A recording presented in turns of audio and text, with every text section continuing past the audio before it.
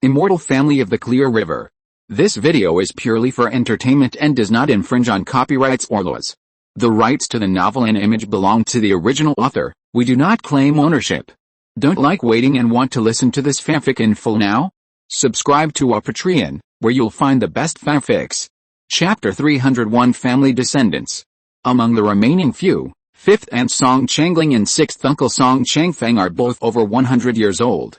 Although they have been working hard for the family in recent years, time is not forgiving after all, and their mental outlook is not as good as before. 9th Uncle Song Changsen, 13th Uncle Song Changsheng and 15th Aunt Song Changai are slightly younger and can still work outside, but they are no longer involved in the core affairs of the family. The power to manage the family has basically fallen to the Qing generation of cultivators. In recent years, 6th Uncle Song Changfeng's energy has gradually declined. Many affairs in Funiu Mountain are assisted by his eldest brother Song Qingshi, and his second sister Song Qingyuan has been managing the family's assets in Qinghefeng for nearly 30 years. The two of them are the two most prestigious cultivators of the Qing generation, except for the two foundation-building cultivators Song Qingming and Song Qingyu. They have gradually taken over the power of the Qing generation and are in charge of the daily operation of the family's core assets.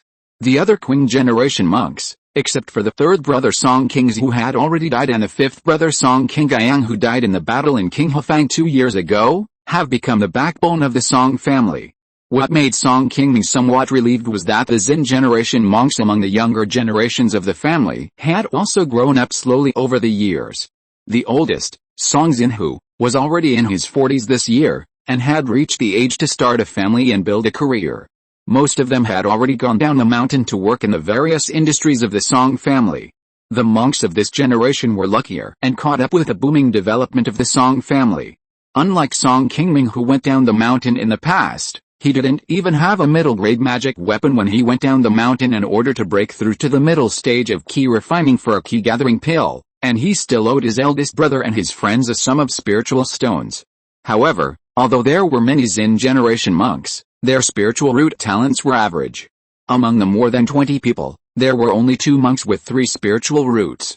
One was Song Xinyu, who was sent to Xiaoyao sect by Song Qingming more than 10 years ago. The other was Song Xin, who was ranked 19th in the Xin generation. Although he also had 3 spiritual roots, his cultivation talent was worse than Song Xinyu's. He had just cultivated to the 5th level of Qi Refining at the age of 23. Among the cultivators of the Xin generation, except for Song Xinyu who was far away in Xiaoyao sect, the highest cultivation level was only the 6th level of Qi Refining. No one had yet broken through to the late stage of Qi Refining. Among this generation of cultivators, Song Qingming had not yet seen a cultivator with the talent for foundation building. However, the talent of this generation of cultivators in terms of immortal cultivation skills was much better than that of the previous generation. Almost all adult cultivators had 1 or 2 skills. After they went down the mountain, they could all be considered to have no worries about food and clothing. As for the current cultivators of the Yuan generation, there were no people with outstanding spiritual roots and talents. They were all still young. And Song Qingming could not see the depth of their Taoism. Taking advantage of the opportunity of the Enrong ceremony, Song Qingming also carefully observed all the current cultivators of the Song family to see if there were any seedlings that could build a foundation, but the current result was a little disappointing to him. None of these people could give him the same feeling as Song Qingyu back then, which made him feel that it was worth a gamble and resources to cultivate. Although Song Qingming was a little disappointed with this result, he could still accept it calmly in his heart.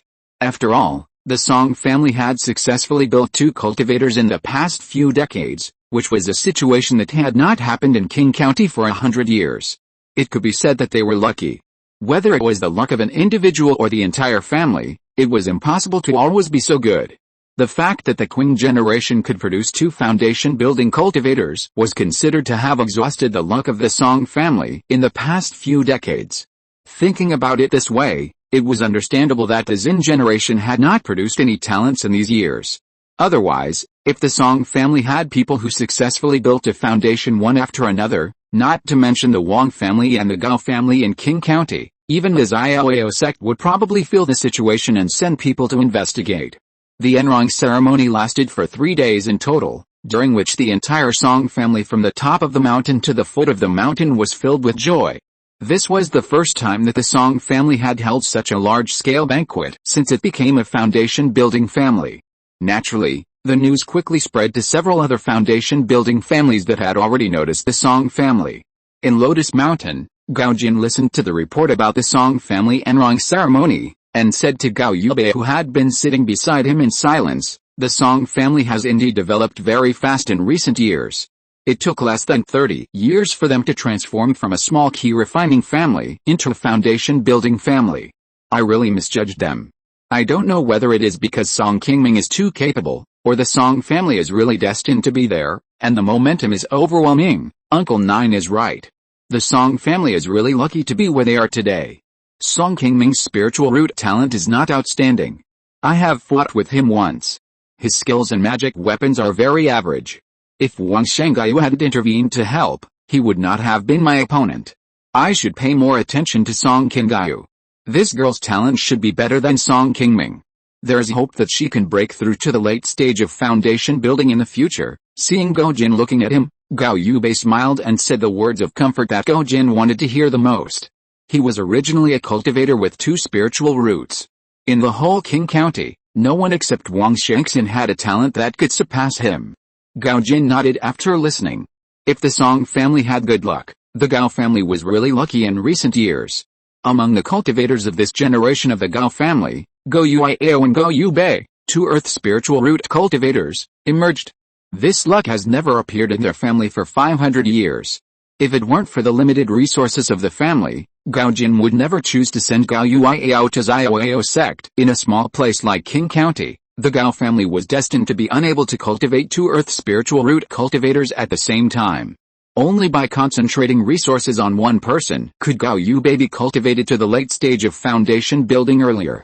If the cultivation went smoothly, he could even have a glimmer of hope of forming a pill like Wang Shengxin.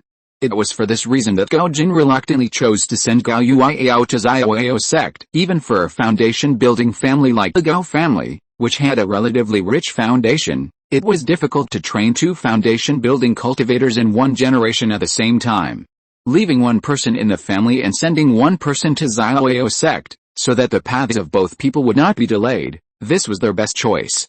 When most of the cultivation families in the entire Wei Kingdom encountered such a difficult decision, many people chose to deal with it in this way.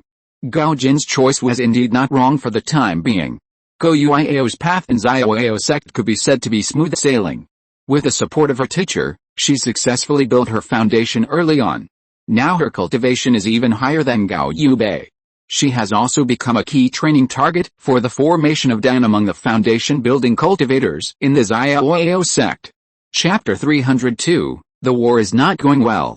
Although Gao Jin's lifespan is running out, the Gao family has Gao Yuiao and Gao Yubei, one in the sect and the other in the family, who support each other. When both of them have a cultivated to the late stage of foundation building, it will not be difficult to train 1 or 2 more foundation building cultivators in the future. The future of the Gao family still looks very bright. Compared with the Gao family, the current situation of the Wang family in Taiyuan Mountain is a bit embarrassing.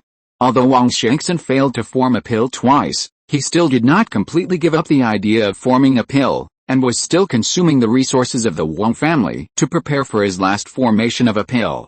Wang Shengaiyu, who was sitting at the top and looking through the accounts of the past year, suddenly frowned and asked a Qi refining cultivator standing below, "Hasn't King Hofang recovered recently?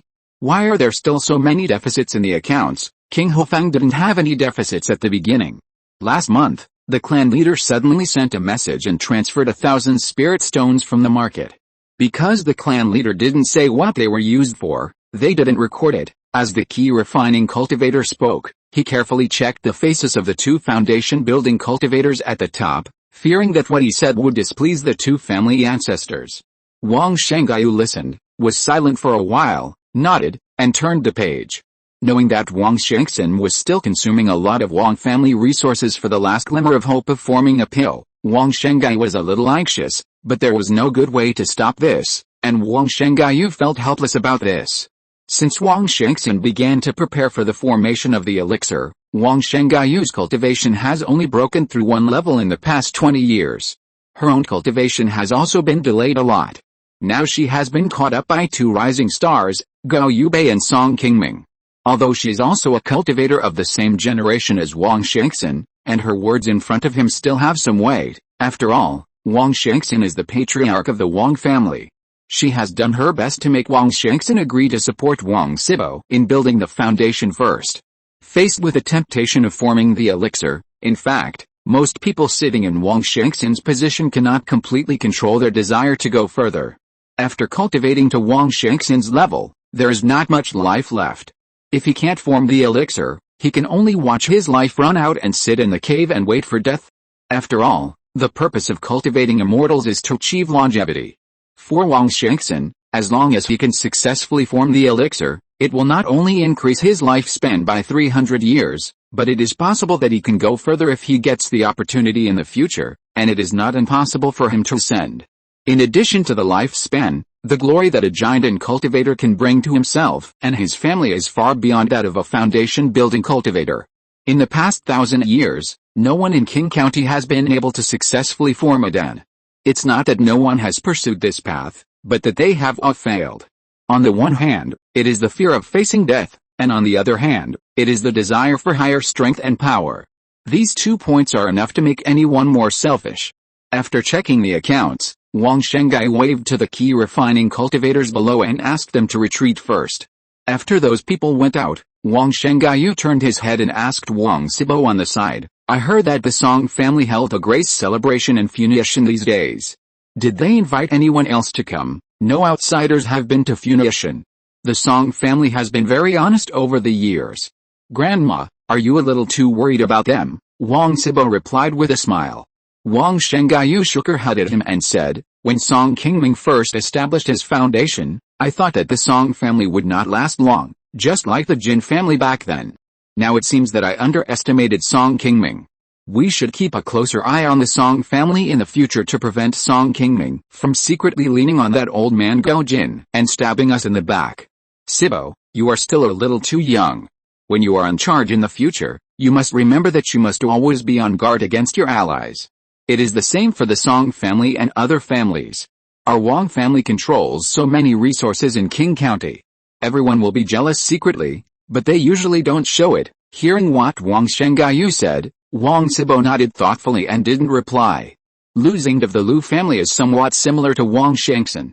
He also controls the resources of the entire Lu family and is only concerned about how to improve his cultivation faster for himself. He doesn't care too much about other families. In his eyes, all the resources of the Lu family should belong to him alone, and no one else should want to share a piece of the pie. Even though there are 2 good seedlings of foundation building in the Lu family now, Lu Xing still ignores them. However, the Lu family has not been doing well recently. After the King Hufang incident last time, the Lu family lost the ownership of 2 shops in the market at once, and it is no longer as good as before. The Lu family has not changed or developed much in recent years, and its strength has been slowly surpassed by the Song family. Lu Xing doesn't care about this.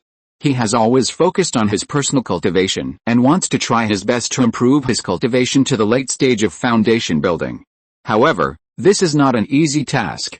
Although Lu Xing's lifespan is still sufficient, his cultivation speed has slowed down since he cultivated to the 6th level of foundation building. Even though he has worked hard to cultivate and consumed a lot of resources, there is still no great progress. It is unknown whether he can cultivate to the late stage of foundation building in this life. After the Rong'an celebration, Song Qingming also entered a retreat. His current cultivation is close to the bottleneck of the 6th level of foundation building. This retreat is also to try to break through his own cultivation. After a year of intermittent seclusion, Song Qingming tried several times, but he still failed to break through. It seems that he needs to think of other ways. Just when Song Qingming was planning to go to Yangshanfang to see if he could find spiritual objects there to assist in the breakthrough, a voice transmission suddenly came from King Hufang, inviting Song Qingming over again. After arriving at King Hufang, Song Qingming learned that the war between the Lu State Front and the Xianhe League had suddenly failed. Faced with such a bad situation, Xia Oyo sect planned to recruit a second batch of reinforcements to rush over for support. This time, Xia Oyo sect not only wanted to dispatch its own cultivators, but also all the foundation building families in Wei State would begin to accept the call. Hearing this news, Song Qingming felt a little helpless. The war in King Hufang had only ended for less than 3 years, and he did not expect to face a more brutal battle now. After asking around in front of Fengde, Song Qingming found out that this second wave of conscription would only recruit foundation-building cultivators from various families, and that this conscription was also relatively broad. All foundation-building families in Wei State should take turns to stay at the front line for a period of time. Chapter 303 Drawing Lots. 5 days later, in the meeting hall of King Hefeng, representatives of the 4 major families of Wang, Gao, Song, and Lu in Qing County had already arrived. Although Fengde was a young cultivator who had just established his foundation, he still sat at the head of the group in such an occasion because King Hefeng was his main territory. Fellow Daoists, this time the sex edict requires the conscription of cultivators above the foundation to go to Lu to resist the Xianhe League. I believe everyone knows a thing or two. The conscription order this time says that everyone will take turns to go to Lu. Our Qing County is a relatively small county.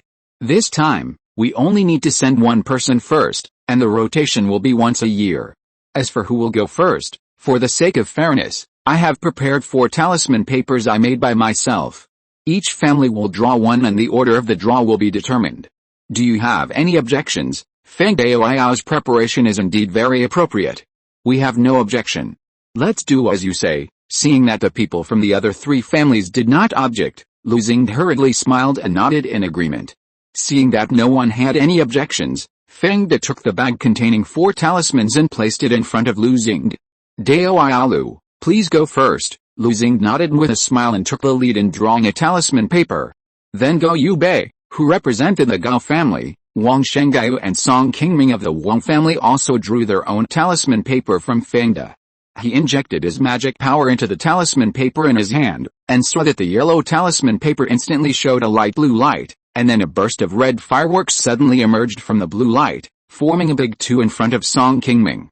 From this point of view, the Song family should be in the second rotation, and this time their luck is a little worse. Looking around, Gao Yubei and Wang Shenggaiu are fine, and their faces are very relaxed. Only Lu Xing, who was smiling just now, suddenly lost his smile and looked at the annoying one on his body with some unpleasantness. Congratulations to fellow Taoist Lu for winning the first prize and setting an example for our Qing County. Fellow Taoist, you must bring honor to us when you arrive at the front line of Lu State. When you come back in the future, you can also explain to us the way of survival on the front line. He, seeing that the first one to be drawn was Lu Xing, a guy who was only devoted to the Dao, Wang Shenggaiu, who drew the last one, couldn't help but stepped forward and laughed at him. Facing Wang Shenggaiu's ridicule, Lu Xing responded with a bitter face, "Don't worry, fellow Taoist Wang, I am just one step ahead. If you want to bring honor, everyone will have a chance." Lu Xing's words actually felt a bit self-deceiving. Although the war between Lingyuan sect and Xianhe League was much larger than before, it had already caused considerable losses to the floating cloud mountains. But everyone with a discerning eye knew that the 4 in Wang Shenggaiu's hand, who arrived at the front line the latest, must be the best lot at present. Such wars consume a huge amount of materials every year. It is hard to say how long the front line can fight. There is a high probability that when it is the Wang family's turn to go to the front line, the whole battle will be almost over. This is also the biggest reason why Wang Shenggaiu was so proud when she drew the last place. Not only her, but also Gao Yubei, who has always been an ally of the Lu family, smiled helplessly and shook his head at Lu Xing. He also knew at this moment that no matter who drew the first place, it would be fine as long as it was not the Gao family. Seeing Lu Xing so dejected, Fengde, who was standing at the head, looked at everyone seriously and said, "Fellow Daoists, please rest assured. We are not summoning you to the front line to ask you to fight to the death with others. The sect only summons you to the front line to help guard some important places. We will not arrange for you to go directly to the front battlefield. You don't need to panic too much about this matter in the future." Although Fengde's words sounded good and were what everyone wanted to hear the most, the people present did not take his words seriously. Although the Xiaoyao sect said good things now, it would be different when they got to the front line. When the crisis really came, who would remember the verbal promises made by these subordinates now? At that time, if they were asked to go to the front battlefield, it would be enough to give you a temporary order. Arriving at the front of Lu State, thousands of miles away, the danger of this level of war is no less than that of the monster riots of the year. Even if you are asked to hide in the second line to escort supplies and guard important strongholds, such a job is not absolutely safe. If you are unlucky and encounter a sneak attack or robbery by the enemy, whether you can survive smoothly depends on your own ability. After walking out of the Qinghofeng meeting hall, Song Qingming was also a little worried. The Song family was drawn to the second rotation. The scale of this battle was so large that Song Qingming also knew that the war would definitely not end so early, which means that he only has 1 year left at most, and someone from the Song family must go to the front line. Song Qingyu has only been building her foundation for a few years. The injuries from the last battle in the market have not yet fully healed. Song Qingming will not let her go to such a dangerous place as the front line of Lu State now, so he can only go by himself. But before that, he had to do what Longfeng had told him to do first, otherwise if something unexpected happened to him and he didn't do what he promised Longfeng, the whole Song family might be in trouble. They definitely couldn't bear the wrath of a demon king like Longfeng. Not long after he walked out, Song Qingming suddenly received a voice transmission from not far behind him. He could only stop and turn around and walk into a small tea house not far behind him. Although this tea house is not big, the location is not bad. It's just that it's still morning, and there are not many people hanging out on the street. There are only a few guests in the tea house. After entering a small private room, Song Qingming saw a man pouring tea. He was Lu Xing, who had just won the first prize. "Fellow Taoist Song, come and sit down. I'm so happy that you can come here." Seeing Song Qingming coming as promised, Lu Xing hurriedly smiled and welcomed him into the private room, and smiled and poured him a cup of fragrant tea with spiritual energy. "Brother Lu invited me here, what's the important matter?" After Song Qingming sat down, he didn't exchange too many pleasantries with him, and directly asked him the purpose of inviting him here. Lu Xing smiled and said, "Brother Song, I have decided to go first. We are both cultivators from Qing County. Although our two families have occasional conflicts, we have also shared hardships. I am in a hurry and will leave in 2 days. I really don't have much time to go out to purchase spiritual objects. I wonder if you can help me sell a few spiritual talismans." If you're listening to this novel on a channel other than Fanfic World, it means they downloaded and uploaded it without effort. We cordially invite you to visit our channel, Mundo Fanfic Novelis. There you'll find the original version of this story, and you can explore many other novels of various genres. We're waiting for you to immerse yourself in a world of incredible novels. Chapter 304, Longfeng's Commission. After hearing what Lu Xing said, Song Qingming immediately understood his purpose. Lu Xing knew that he was about to go to the front line of Lu State. In order to improve his ability to survive, he wanted to buy a few second-level talismans from him here. Previously, some second-level talismans were sold in the Song family shop in Qinghofeng, and a lot of high-level talisman-making materials were also purchased. It was no longer a secret in Qinghofeng that the Song family had a second-level talisman maker. However, the Song family was not the only one in Qing County that had a second-level talisman maker. Lu Xing's direct approach to him was indeed a bit unexpected for Song Qingming. "Brother Lu wants to purchase a few talismans. That's not a big deal. Several shops in Qinghofeng sell second-level talismans.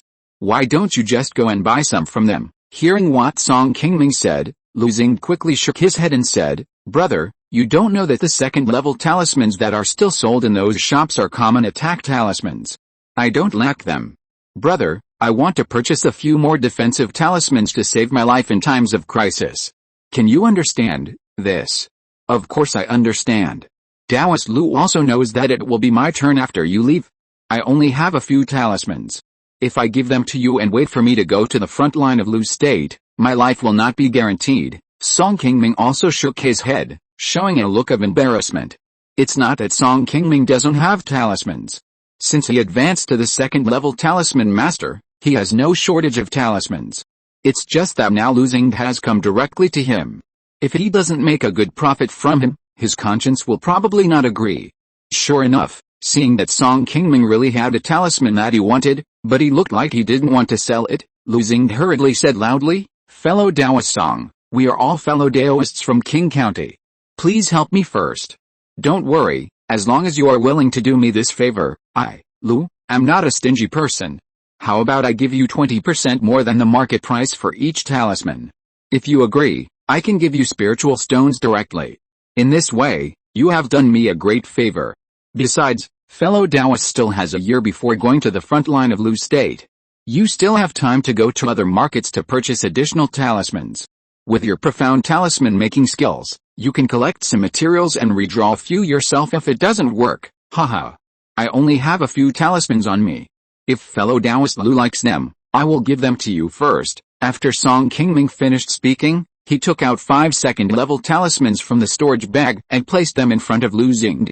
These talismans were specially kept by Song Qingming for self-defense. They were considered to be relatively easy to use. Lu Xing took a quick glance and quickly took down 3 of them. After accepting Lu Xing's spiritual stones, Song Qingming left King Hofeng with a calm face after being thanked by the other party. After returning to Funiu Mountain, after a quick explanation to Song Changfeng, Song Qingming left the Song family again and went south to Yangshanfang. Song Changfeng also knew about the lottery in King Hofeng. When he heard that Song Qingming was going to Yangshanfang, his first reaction was that Song Qingming must want to go there to buy some spiritual objects to prepare for going to the front line of Lu State in a year. He quickly took out all the spiritual stones accumulated in the Song family's gold storage pavilion over the years and gave them to Song Qingming. Song Qingming thought about the kindness of his 6th uncle Song Changfeng and did not refuse. He might really need a lot of spiritual stones for his long journey this time, so it would always be good to bring more with him. When Longfeng brought back the sky fire peng from the floating cloud mountains a year ago, Longfeng also proposed the condition he had promised to Song Qingming. Longfeng was recently refining a magic weapon, and he needed Song Qingming to help him get some Jingjin or Yinsha refining materials.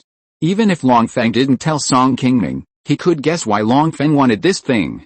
This demon brother must need these materials to refine a magic weapon. Jingjin and Yinsha, these high-level refining materials, are very difficult to find in Uyghur, and their value is not low, but compared to allowing the Sky Fire Peng to advance to the 2nd level, Song Qingming still thinks that these costs are worth it.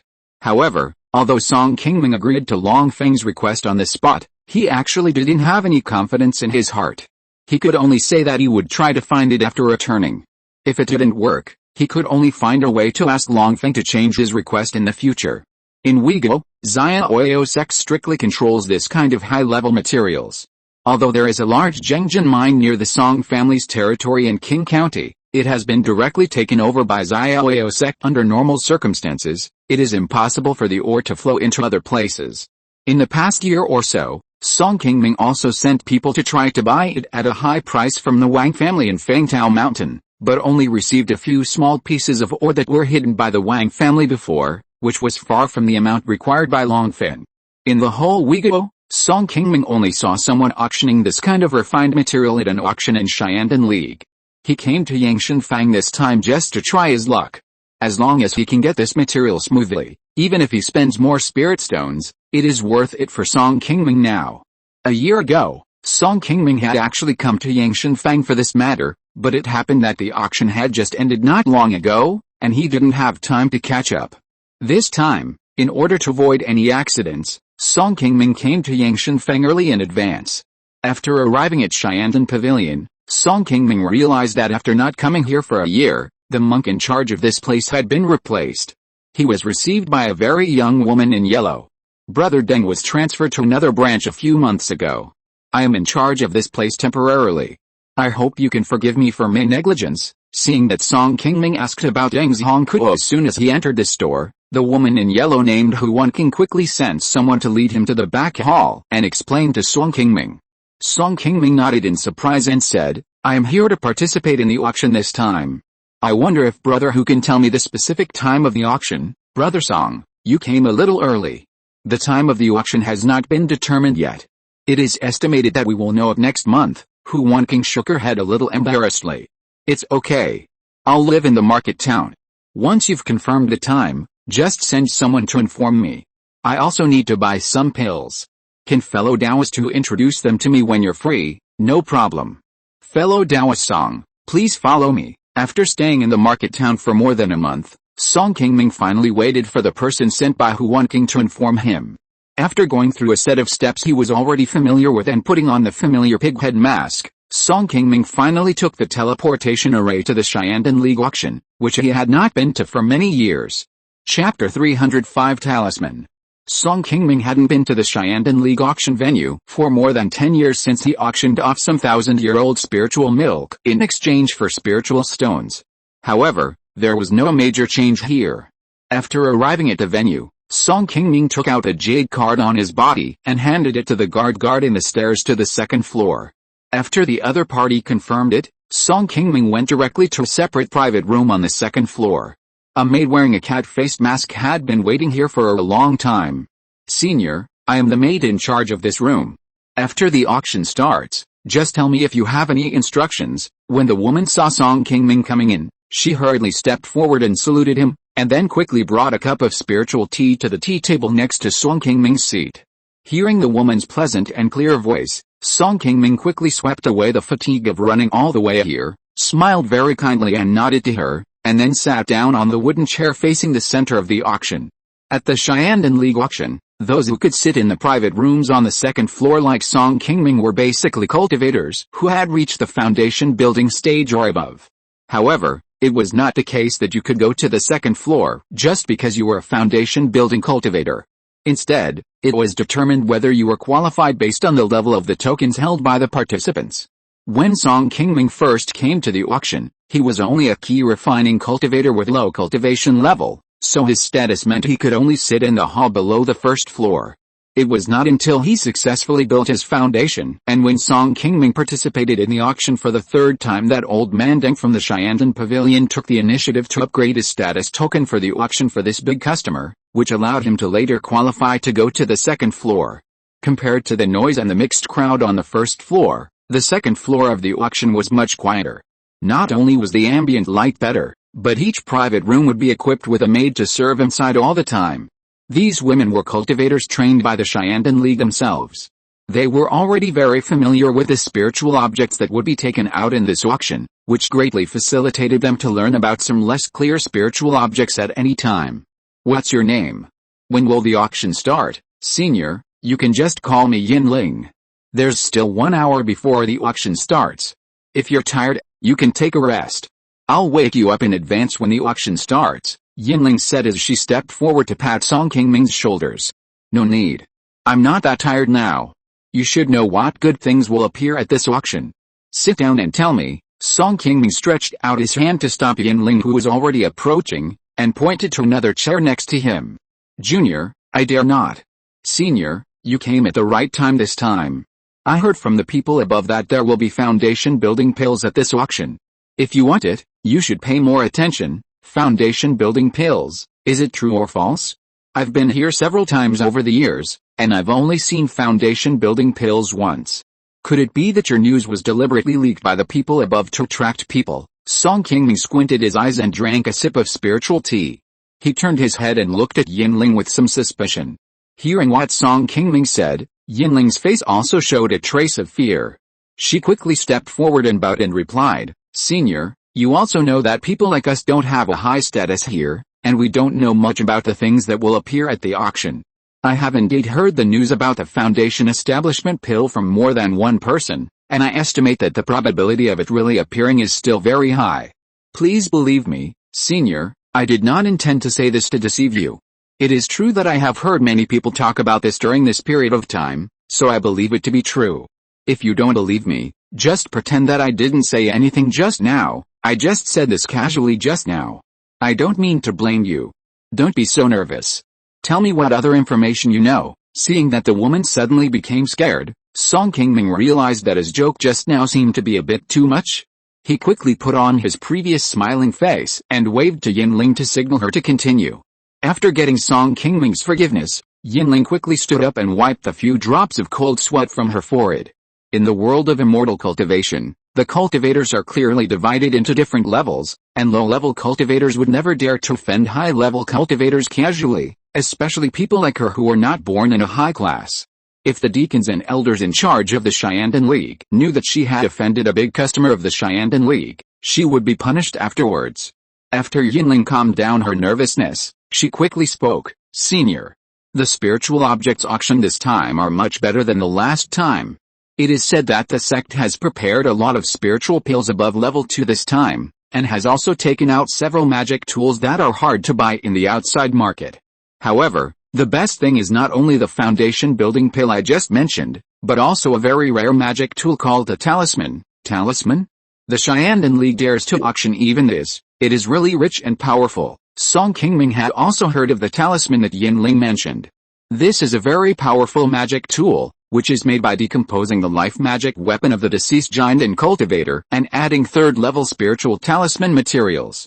Although the magic tool refined in this way still uses high-level materials for refining magic tools, the power of this magic tool can only be about 30% of the original magic tool at most, and it can no longer be used after a certain number of uses. Whether it is power or use, it is far inferior to ordinary magic tools, so it is called a talisman, or a pseudo-magic tool. Although the power of the talisman is not as good as that of ordinary magic weapons, it can be used by the best cultivators in the foundation building period. After a cultivator in the foundation building period holds a talisman, his strength will suddenly have a qualitative leap. It will no longer be a difficult thing for him to kill cultivators of the same level. Song Qingming has been building his foundation for so many years, and he has never seen anyone using a talisman, nor has he seen this thing in any market. Senior, this is the first time I have seen this kind of spiritual object in all these years in the Shyandon League. It is said that this was made by an elder of our Shyandon League after he killed a powerful enemy. He used his life magic weapon and has been treasured by this elder for hundreds of years. Yinling introduced it to Song Qingming with excitement. At this moment, she seemed to have a sense of superiority in the door of such a big force as the Shyandon League. Well, in addition to these, are there any other good things? Keep talking. After Song Qingming was silent for a while, he became calm again, as if he didn't care much about the talisman that Yinling just mentioned. Chapter 306, Fight. Seeing that Song Qingming had so quickly skipped the talisman, the best spiritual object in the auction, Yinling was slightly surprised, but she did not say much. She quickly followed Song Qingming's idea and continued to recall the spiritual objects she had seen in the auction treasury some time ago. Then Yinling mentioned 7 or 8 spiritual objects to Song Qingming, but Song Qingming's attitude did not change much, as if he did not have the object he wanted. As a cultivator of the Shyandon League in this auction, Yinling had seen most of the spiritual objects for auction a long time ago and had some general information about those objects. Seeing that she had mentioned several things that Song Qingming should be interested in, but the other party did not respond, she felt disappointed. It seemed that Song Qingming was not the big customer she imagined this time. As the guide maids of the auction, they were assigned to the second floor and could take a small commission based on the consumption of the guests they served. This was not a small income for them. Yinling thought that she had finally waited for a chance to go up to the second floor, but she met such a master for the first time. If Song Qingming really didn't give her a penny this time, she would lose a lot, and she might not have the chance to go up to the second floor again. When she thought of this, Yinling's heart gradually became unhappy, but as a maid at the auction, she didn't dare to show her displeasure in front of Song Qingming, a senior who had built a foundation. She could only suppress her emotions and continue to answer Song Qingming's questions. Song Qingming and Yinling talked about this for almost half an hour, and the auction below was finally time. Everyone, this auction organized by our Shyandon League has officially begun. Next, please keep your eyes open and don't miss the spiritual objects you want. The first auction item we carefully prepared is, after a very familiar opening speech, the tiger-headed masked man who was in charge of hosting the auction took out a second-level lower-grade magic weapon with a good appearance. After his in-depth explanation, it soon attracted a fight among the monks downstairs. For this relatively common second-level spiritual object, there was no movement in the dozens of private rooms on the second floor of the auction. It can be seen that the cultivators who can sit here basically look down on such magic tools.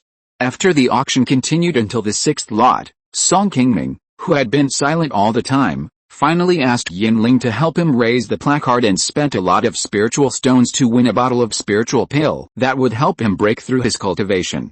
Seeing Song Qingming start to spend money in the auction, Yinling's eyes, which had been somewhat dull, suddenly burst into a brilliant light. She realized that she seemed to have misjudged Song Qingming again. Although this senior in front of her seemed to be indifferent to any spiritual objects, he was still willing to bid when he encountered something he wanted. After watching Song Qingming win another valuable second-level spiritual pill after a while, Yinling also began to take the initiative to introduce some of the pills that would appear later to Song Qingming. But she didn't know that what Song Qingming really wanted in this auction was actually a waste of effort. The reason why Song Qingming just bought these pills was because they happened to be useful to him, and they were a little cheaper than those in the market, so he made the purchase based on the principle of careful calculation. The latter ones were not very useful to him, or the competition was too fierce. No matter how nice Yinling said, Song Qingming was unmoved. After the 21st lot, the auction was already halfway through.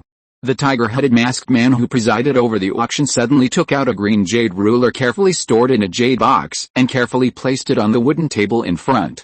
"What is this? A talisman?" With the exclamation of a monk downstairs, everyone's eyes were focused on the jade ruler in front of the tiger-headed man. After this item appeared, Song Qingming instantly felt that the private rooms on the second floor began to get restless. This talisman is called Qinggai Sangsing Ruler. It was once a trophy that a giant and elder of our Shandong League had treasured for many years. I believe everyone has heard of the power of the talisman, so I will not introduce it too much here. Who'll own it today depends on your sincerity. The reserve price is 5,000 spirit stones, and the bid cannot be less than 100 spirit stones each time. Please, everyone, 5,200 spirit stones, 5,500 spirit stones, as the tiger-head masked man said. Shouts immediately rang out at the auction site. Soon the price of this talisman was raised to 8,000 spirit stones, and it was still rising.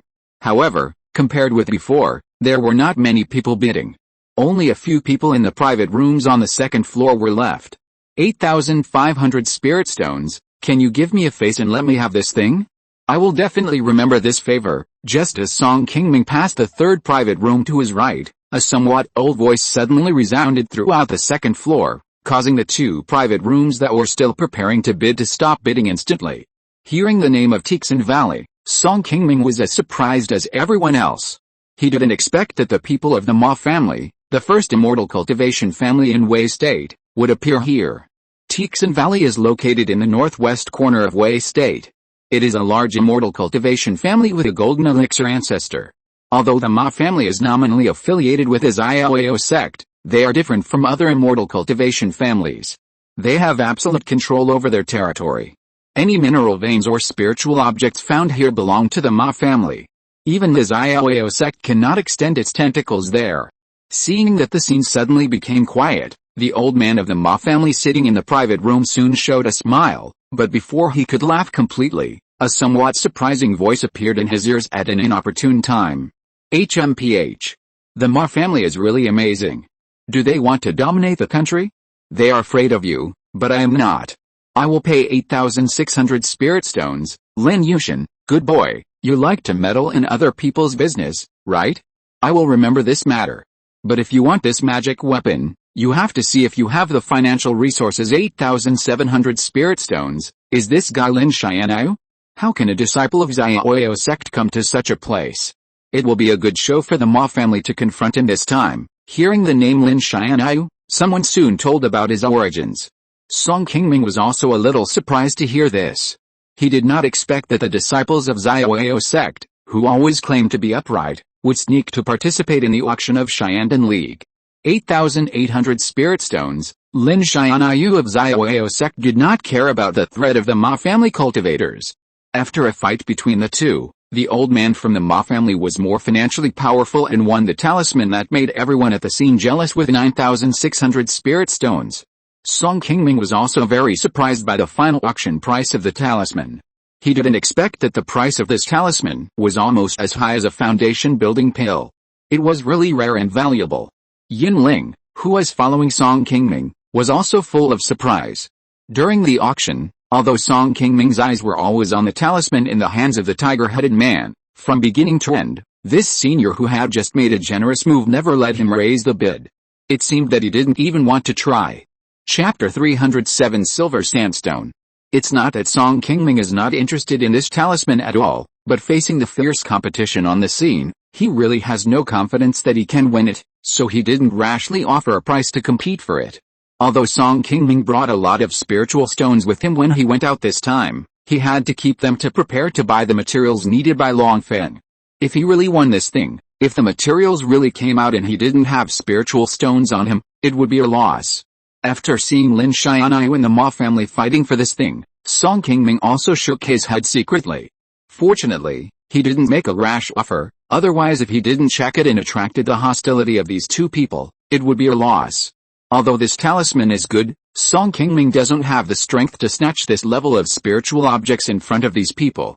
This time he can only watch and gain experience. Fellow Taoist Lin, since you can't offer a higher price, this item is the Ma family's responsibility. Seeing that Lin Xianai was silent on the offer, the Ma family monks thought they had successfully won the bid, and quickly sent people to hand over the spiritual stones to take the talisman away. Unexpectedly, something unexpected happened at this time. Everyone. All the guests who came to participate in the auction today are Xiandan League's distinguished guests. You can directly bid for any spiritual item you want. Please abide by the rules of the auction and don't use your power to pressure others here, otherwise our Xiandan League will no longer welcome you.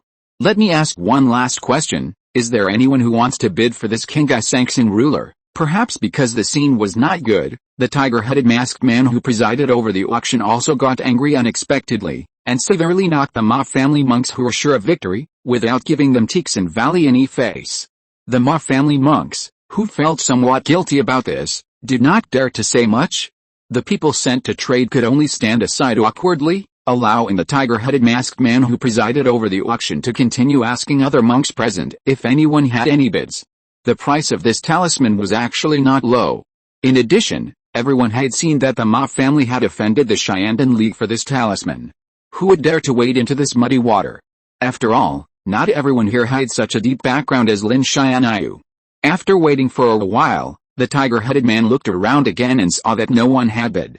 Seeing this situation, in order to continue the auction, he could only announce that the Ma family had successfully bid for this item and handed the talisman to them. After this small storm, it was obvious that everyone was much more disciplined in the subsequent auctions. After the Ma family got the talisman, they unexpectedly withdrew from the auction early. Among the spiritual objects auctioned next, Song Qingming did not fancy any spiritual objects that were useful to him.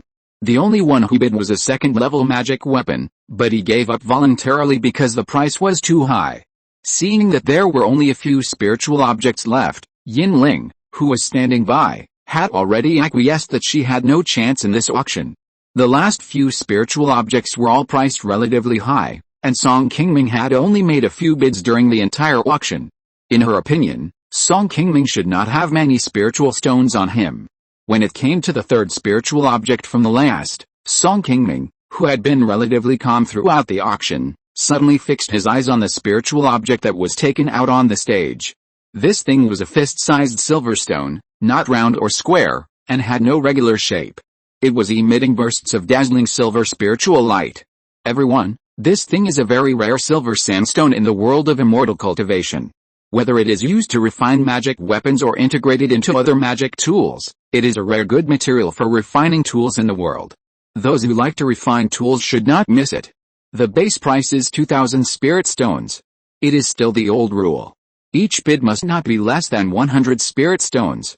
Please, everyone. After hearing the tiger-head masked man's introduction, Song Qingming finally confirmed in his heart, yes, this is the thing he needs most. Raise the sign. Before everyone started bidding, Song Qingming had already whispered to Yin Ling beside him. Seeing Song Qingming open his mouth to bid for this spiritual object, Yin Ling was stunned for a while before reacting, and quickly raised the wooden sign that had been placed on the table beside him, telling the people below that they were participating in the bidding. 2,100 spirit stones. After Song Qingming's offer, people around him soon started bidding, and the auction price of the silver sandstone slowly rose from 2,000 spirit stones to 3,100 spirit stones. 3,100 spirit stones, is there anyone who can offer a higher price? Hurry up. Hearing this voice, Song Qingming looked around nervously. Although the value of this item was not particularly high, it was useful to Xiandan cultivators after all.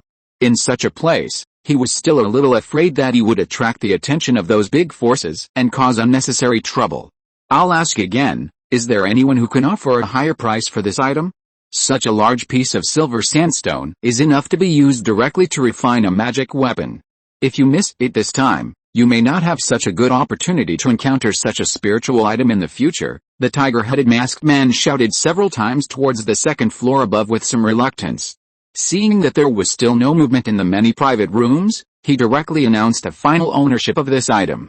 The people who came to the auction were all cultivators at the Qi Refining and Foundation building levels. The silver sandstone was actually not very useful to these low-level cultivators, And no one would be stupid enough to spend so many spiritual stones to buy such a large piece of silver sandstone to use as a second-level magic weapon to strengthen themselves. After all, the price of this thing was far higher than that of a high-quality second-level magic weapon. The reason why some people bid for this spiritual object was to find something useful for giant and cultivators, so that they could use it as a gift when approaching these high-level cultivators in the future. Once the auction price was raised too high, these people quickly gave up on this thing. Among the many cultivators present, only Song Qingming came here for this thing. It was for this reason that he got this spiritual object very smoothly and calmly this time. After Yinling took the silver sandstone, Song Qingming, who had been very calm throughout the auction, smiled for the first time in a long time. After receiving the silver sandstone, Song Qingming carefully checked it and confirmed that the quality of the item was normal. Then he put it directly into his storage bag. Don't worry, senior. The spiritual items that our Xiandan League puts up for auction have been appraised by many masters within the alliance. There will definitely be no quality problems. If you bring it directly to the Xiandan Pavilion branch in the future, someone will give you an explanation. Yinling, who was standing by, saw that Song Qingming was still a little worried, so she quickly spoke to comfort him.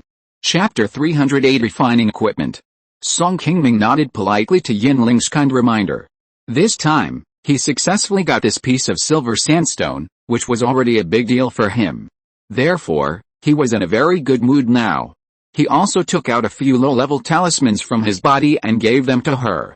I'm lucky today. You also have a function. These little things are given to you. Thank you for your gift, senior. I wish you can get what you want in the next auction. Yinling thought that she would not gain much from this auction.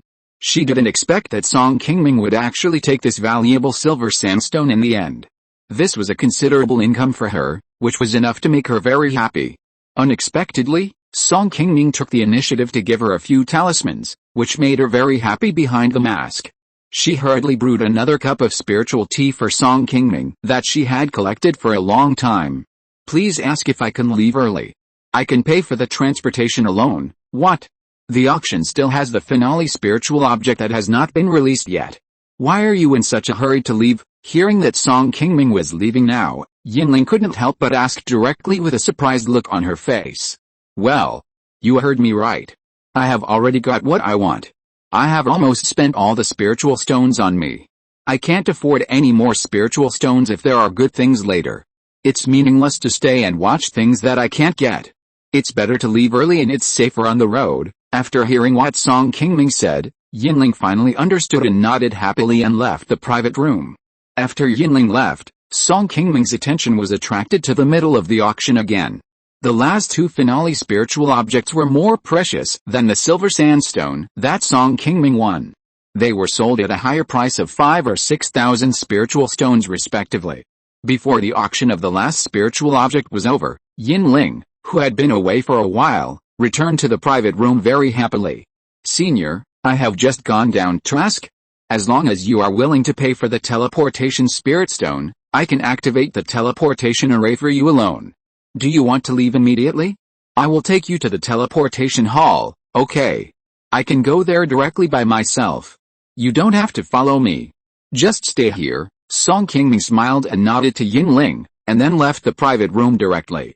While everyone's attention was still on the last spiritual object, Song Qingming quietly walked down from the second floor alone and came directly to the place where the teleportation array was guarded on the side of the auction. Because Yinling had come to inquire about this matter before, these people quickly helped Song Qingming to verify his identity after hearing his purpose. After collecting the spirit stone, they directly activated the teleportation array to the vicinity of Yangshanfang and sent Song Qingming away from the auction side in advance. After getting the silver sandstone, Song Qingming was afraid that someone would target him, so he quickly spent some spirit stones to avoid disaster and left the auction first. Although this method cost some money, it was the most worry-free and would not bring too much unnecessary trouble to himself. Although Song Qingming's fighting ability is not weak now, even if he faces an ordinary late-stage foundation-building cultivator, he is somewhat confident that he can escape smoothly, but he still wants to avoid fighting as much as possible. The entire cultivation world is a place where crouching tigers and hidden dragons are hidden. If he accidentally bumps into a master, Song Qingming has finally achieved his current cultivation after decades of hard work. He doesn't want to lose his life so easily. It's always better to be careful when doing things outside. After returning from the Xiandan League, Song Qingming did not return to Yangshanfang, but went directly north to the floating cloud mountains in the north. More than half a month later, Song Qingming, who rushed to the agreed place in the floating cloud mountains, used the contact token again to meet the Dragon Wind Demon King, whom he had not seen for more than a year. "Boy, can't you find the refining materials I need, so you come back to bargain with me?" After seeing Song Qingming, Long Feng seemed to have guessed his purpose a long time ago, and directly said what he thought. Song Qingming smiled. Without saying anything, he took out the silver sandstone from his body and threw it to Long Feng. "Is this silver sandstone? Good boy, you found the refining materials I need so quickly, haha. I really didn't misjudge you at the beginning." After seeing the large piece of silver sandstone that Song Qingming took out from his body, Long Feng, who had just looked down on him, changed his expression instantly, and praised Song Qingming, whom he had looked down on before. "Senior, you are too polite. Since I have promised you, I will do my best. However, this silver sandstone is indeed a rare spiritual object in the world. It is not easy for me to get this thing. It can be regarded as a blessing from heaven." Facing Long Feng's attitude, Song Qingming had expected it. This guy's behavior is not as unpredictable as Ho Feng. Long Feng's personality is more direct. Like or dislike is basically on his face. After dealing with him several times, Song Qingming quickly understood his personality clearly. Compared to Fire Phoenix, Long Feng was not so polite, but Song Qingming was not so afraid of him and was more willing to make a deal with him. This was because even though Long Feng did not threaten him directly, Song Qingming still took his promise to Long Feng to heart and helped him find what he wanted most. In fact, without Song Qingming saying much, Long Feng also knew the value of the silver sandstone. When he first proposed this condition to Song Qingming, he actually did not think that Song Qingming could really bring it to him. The reason why he said this was that he had not thought about what he really wanted Song Qingming to do for him at the beginning, so he casually proposed a request that he was almost impossible to complete, so that Song Qingming would not forget the favor he owed him. Unexpectedly, Song Qingming really brought the thing this time, which really caught Long Feng off guard, and made him speak a little unnaturally now. "My dear Song, since you have found such a large piece of silver sandstone, I don't want to take advantage of you too much. How about this? I will have some extra silver sandstone after I refine a magic weapon. Do you have any magic weapon that needs to be strengthened? I can help you refine some silver sand into your magic weapon. This way, we will owe each other nothing, if that's the case. Then I would like to thank you very much, Senior. I didn't expect that you, as a demon, would have such advanced weapon refining skills." Song Qingming was a little surprised to hear Long Feng say this. He didn't expect that Long Feng was actually a high-level weapon refiner. He thought that after Long Feng got the materials, he would go to find other more powerful demon kings to help refine magic weapons. Chapter 309 Strengthening the Magical Instrument. Half a year later, deep in the Funiu Mountains, in a red cave buried deep underground, Song Qingming, who was covered by a layer of blue shield, was watching Long Feng, who was using the fire in his body to smelt silver sandstone. When he learned that Long Feng wanted to help him strengthen the magic weapon on his body, Song Qingming quickly agreed with joy, and for this he got a chance to watch Long Feng refining the weapon up close. Long Feng, who was fully devoted to refining the weapon, was concentrating on controlling a fist-sized inner elixir that was constantly spewing red flames not far in front of him. This flaming red inner elixir was the golden elixir that only a third-level demon king could possess, and it was also the inner elixir of Long Feng's life that he had cultivated for many years. The average level of the demon race's cultivation skills was far lower than that of the human race, and low-level demon beasts had no way to use magic to refine weapons. Only demon kings above the third level could use the fire cultivated by the golden elixir in their bodies to melt silver sandstone and other refining materials. After arriving at the old nest of the Fire Phoenix, which he had visited many years ago, Song Qingming and Long Feng did not expect that it would take Long Feng almost half a year to smelt the silver sandstone. If Song Qingming had not sent a message to Funiu before coming here, the people of the clan, such as Uncle Six, would have been anxious to death. However, after Song Qingming returned here, he did not see the Fire Phoenix in Qingluan.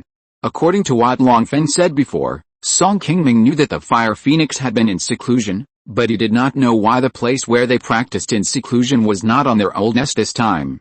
In the past 6 months, Song Qingming has not gained nothing from staying in this cave with Longfeng. Under his humble request, Longfeng also taught him a lot of knowledge about the refining of the demon clan. Unlike the human race, the demon clan cultivators do not use other spiritual objects to refine the weapons. They rely entirely on controlling the elixir fire in their bodies to complete all the steps of refining. Although this method is very clumsy compared to the human race, the level of these demon clan refiners in controlling the elixir is still better than that of the human clan refiners. In addition to learning a lot of knowledge about refining from Longfeng, he also did not delay his own cultivation. 2 months ago, with the help of the abundant spiritual energy of this high-level spiritual vein, Song Qingming also raised his cultivation to the 6th level of foundation building in one breath. After nearly half a year of continuous smelting, the silver sandstone brought by Song Qingming was finally completely dissolved into a pool of silver liquid on this day. After half a year of patient waiting, it was finally beginning to bear fruit. Seeing that Longfeng had put away the inner elixir that had been released from his body, Song Qingming hurriedly strengthened his water attribute shield and approached Longfeng. This long wait is finally over. After smelting the silver sandstone, Longfeng raised his hand and placed the green water clock that had been placed aside directly above the silver sandstone liquid. After the green water clock quickly rotated in the air for a while, it slowly sank into the silver sandstone below until the surface of the green water clock was completely covered by a layer of silver liquid. Longfeng's spell to strengthen the jade water bell lasted for 3 whole days, and only then was the layer of silver sandstone covering the surface of the magic weapon completely refined into the jade water bell. The surface of the jade water bell also changed from the original bronze color to a silver-white color similar to the silver sandstone. The jade water bell that was upgraded this time was the best magic weapon on Song Qingming. According to what Longfeng said before refining, after the jade water bell was mixed with silver sandstone, the defense of this magic weapon would be greatly improved. In the future, in the battles between the foundation-building cultivators, as long as they did not encounter heaven-defying treasures such as talismans, it is estimated that it would be difficult for cultivators of the same level to break the defense of this magic weapon. Song Xiaoyao, the remaining materials can barely help you strengthen a magic weapon, and you can pick another one. After returning the jade water bell to Song Qingming, Longfeng looked at the remaining silver sandstone and said to Song Qingming again. Hearing what Longfeng said, Song Qingming simply took out all the second-level magic weapons on his body. Senior Longfeng, here are all the remaining magic weapons that I had tonight. You can use whichever one you find most suitable. After taking a look at the 5 or 6 magic weapons in front of Song Qingming, he took out a black short knife and looked at it, then threw it directly into the silver sandstone beside him and began to cast spells and refine weapons again. The black knife that Longfeng chose was seized from Qingming in Eagle Nest Ridge a few years ago by Song Qingming. This magic weapon is a set of magic weapons connected by letters. There is also a slightly shorter short blade hidden inside the black knife. When the monk casts a spell, he only needs to control the mother knife in his hand to remotely control the subblade to fight the enemy within a certain distance. During the Eagle Nest Ridge battle, Qingming finally relied on the hidden subblade to sneak attack and wanted to kill Song Qingming with one blow. Unfortunately, he was blocked by the incomplete map that had been prepared long ago on his body. In the end, he still fell into his own calculations. The quality of this black knife was originally a second-level medium-grade magic weapon. It was very rare to find a set of magic weapons with letters on the market. After Song Qingming got this magic weapon, he did not choose to send it to the market to exchange for spirit stones, but instead sacrificed and refined this magic weapon and kept it on himself. Sure enough, I read it right. The properties of this magic weapon are similar to silver sandstone, which can perfectly fuse this material. Now the quality of this magic weapon has improved a lot compared to before. It can be regarded as your opportunity. After Longfeng took out a black knife that had been smelted, he seemed to be very satisfied with his refining results this time. After carefully appreciating it, he returned it to Song Qingming. After taking over the black knife that had turned black and white, Song Qingming realized that after Longfeng's strengthening, the quality of this magic weapon had been upgraded to the second-level upper grade. He was immediately very happy. His trip was really not in vain. If it weren't for the senior's advanced weapon refining skills, how could I have this opportunity? Haha. You don't need to flatter me like that. I know my weapon refining skills very well. I have successfully strengthened the magic weapon I promised you. I will send you away in a while. Next, I will prepare to refine my own magic weapon. Longfeng's personality is as straightforward as most monsters. He doesn't like the polite words that humans like to use. Senior, has His Highness Fire Phoenix come out of seclusion? Before leaving, Song Qingming suddenly thought of the fiery red figure, and couldn't help asking Longfeng. Boy, don't ask what you shouldn't ask. You'd better not ask about His Highness's affairs. As long as you can survive well, His Highness will want to see you and will naturally find a way to summon you. Hearing his question, Longfeng, who was originally a little happy, suddenly became a little serious. Chapter 310 Support. Facing Longfeng's sudden change of attitude, Song Qingming suddenly felt a little regretful in his heart. He finally didn't control his mouth. In fact, he also knew that he might make Longfeng unhappy if he took the initiative to ask, but for some reason, before leaving, Song Qingming still wanted to know what the situation of the Fire Phoenix that he hadn't seen for a long time was, so he couldn't help but speak. Since Longfeng had already warned him, Song Qingming naturally didn't dare to ask about it anymore. He was a little embarrassed and quickly shut his mouth. After all, the other party was a demon king of the demon clan who dominated one side. If he was really unhappy, it wouldn't be strange to swallow him up. Song Qingming felt like he had stayed here for too long, and he had relaxed his vigilance against Longfeng. Fortunately, Longfeng only warned him with words, and didn't intend to embarrass him afterwards. He still sent Song Qingming out of the depths of the floating cloud mountain safely as he came here, and helped him to leave at the old place not far from Gianfang. After leaving the floating cloud mountains, Song Qingming also went to Gianfang on the way. He wanted to see if he could find some spiritual objects that he could use. As a result, after wandering around the market for a few days, Song Qingming only bought a few bottles of elixirs needed for cultivation and a second-level high-quality spiritual object. In the end, he left Gianfang with some disappointment. With the improvement of his cultivation, it was difficult for Song Qingming to find things that he liked in ordinary marketplaces. There were few spiritual objects above the second level in small marketplaces like Qinghefang. Although some common and commonly used second-level spiritual objects can be bought in the larger Jinshanfang and Jianglingfang, it depends on luck whether you can find the right one for your own use. Sometimes you may not be able to find it even after running several times. Only in the few large markets in Uiguo, such as Gianfang and Yangshanfang, can you buy spiritual objects above level 2 all year round, but these are just ordinary level 2 spiritual objects. Top-level magic tools like the Bishu Bell and the Black Silver Knife in Song Qingming's hands, or other level 2 spiritual talismans and elixirs, are not common even in large markets like Gianfang. Now that Song Qingming's cultivation has reached the 6th level of foundation building, he already has 2 level 2 magic tools. He naturally doesn't care about ordinary level 2 spiritual objects. It is normal for him to be disappointed in Gianfang in a short period of time. It has been more than half a year since he came out to participate in the auction of Xiandan League. Since Song Qingming established his foundation, he has rarely left his family for such a long time. In this half year, Song Qingming ran from the northeast of Uiguo to Yangshanfang in the middle, and then went to the depths of the Funiu Mountains in the northernmost part of Uiguo, and then returned to Qing County before departure. The journey has almost circled half of Uiguo. Fortunately, this trip yielded a lot of gains.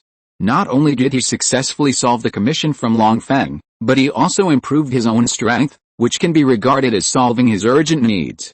After finishing Longfeng's business, the Song family no longer has any worries. Next, Song Qingming can go to the front line of Lu State with peace of mind. However, before that, Song Qingming still has a few months, and he can patiently prepare before leaving.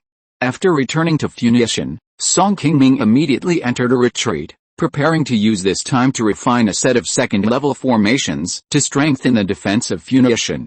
After Qinghefang was breached last time, Uncle 13 Song Changsheng and his men relied on the set of golden net trapping immortal formations he had refined before to resist the enemy, and finally held on until the arrival of reinforcements, otherwise most of them would have to die there. After that battle, Song Qingming also noticed this point. Borrowing the second-level formation can better concentrate the power of the cultivators in the Qi refining period, so that they can persist longer when facing powerful enemies, so as not to suffer heavy losses and collapse all at once. After several months of seclusion, The busy Song Qingming finally received a message from Fengde in Qinghefang, asking him to go to Jianglingfang to meet up with other cultivators from Jiangling County who were going to support the front line of Lu State, and then take a large flying boat of Xiaoyao sect to transport supplies to Lu State.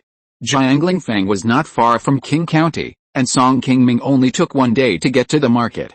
After asking the cultivators of Xiaoyao sect who were guarding Jianglingfang, he learned that the flying boat to Lu State would not arrive for another 5 days, so he could only wait for a few days in the restaurant they arranged. 5 days later, a huge flying boat about 100 feet long and more than 10 feet wide appeared over Jianglingfang, and then slowly landed on the wide square in the middle of the market. After the flying boat landed safely, a group of Qi refining cultivators who had been prepared on the side quickly moved bags of supplies on the square to the flying boat. These were all the supplies collected by Xiaoyao sect from the entire Jiangling County, and were to be transported to the front line of Lu State to support the fight against the Xianhe League.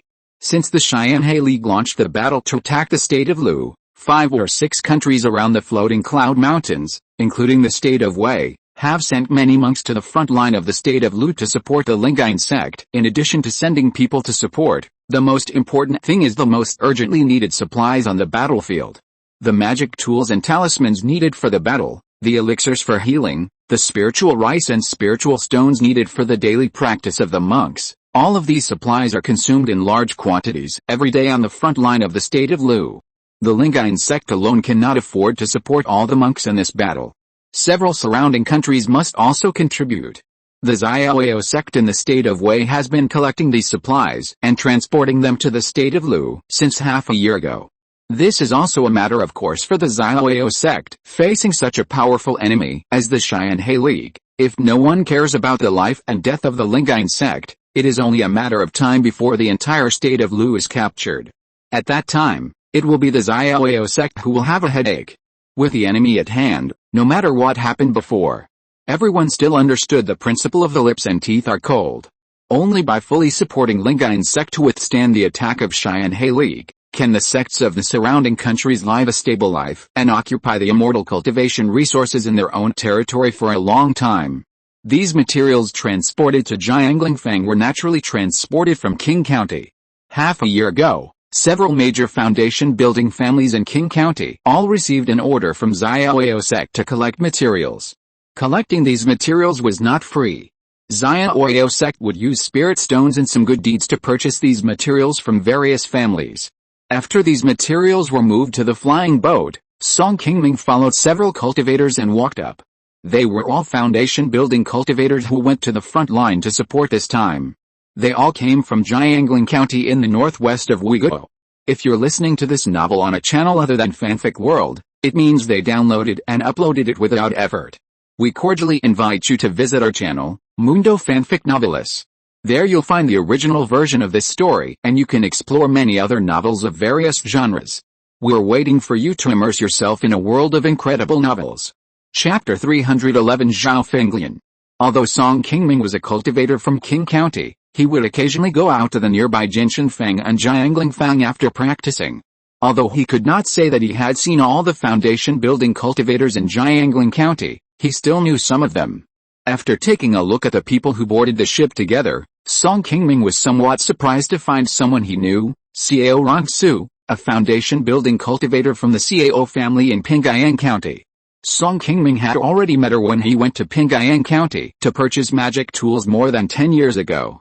The magic tool, the fire pattern sword in his hand, was purchased from Xiao Rongsu.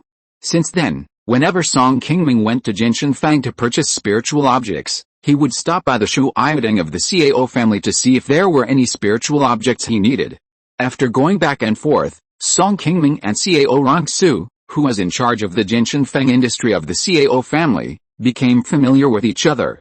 Although the two were not very good friends, they were very familiar with each other.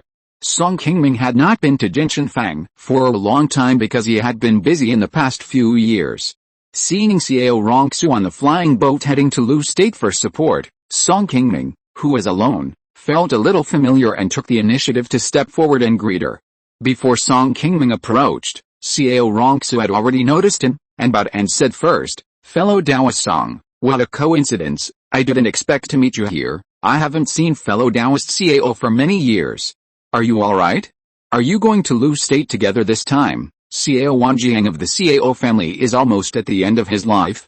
Last year, it was heard that the head of the Cao family was already bedridden.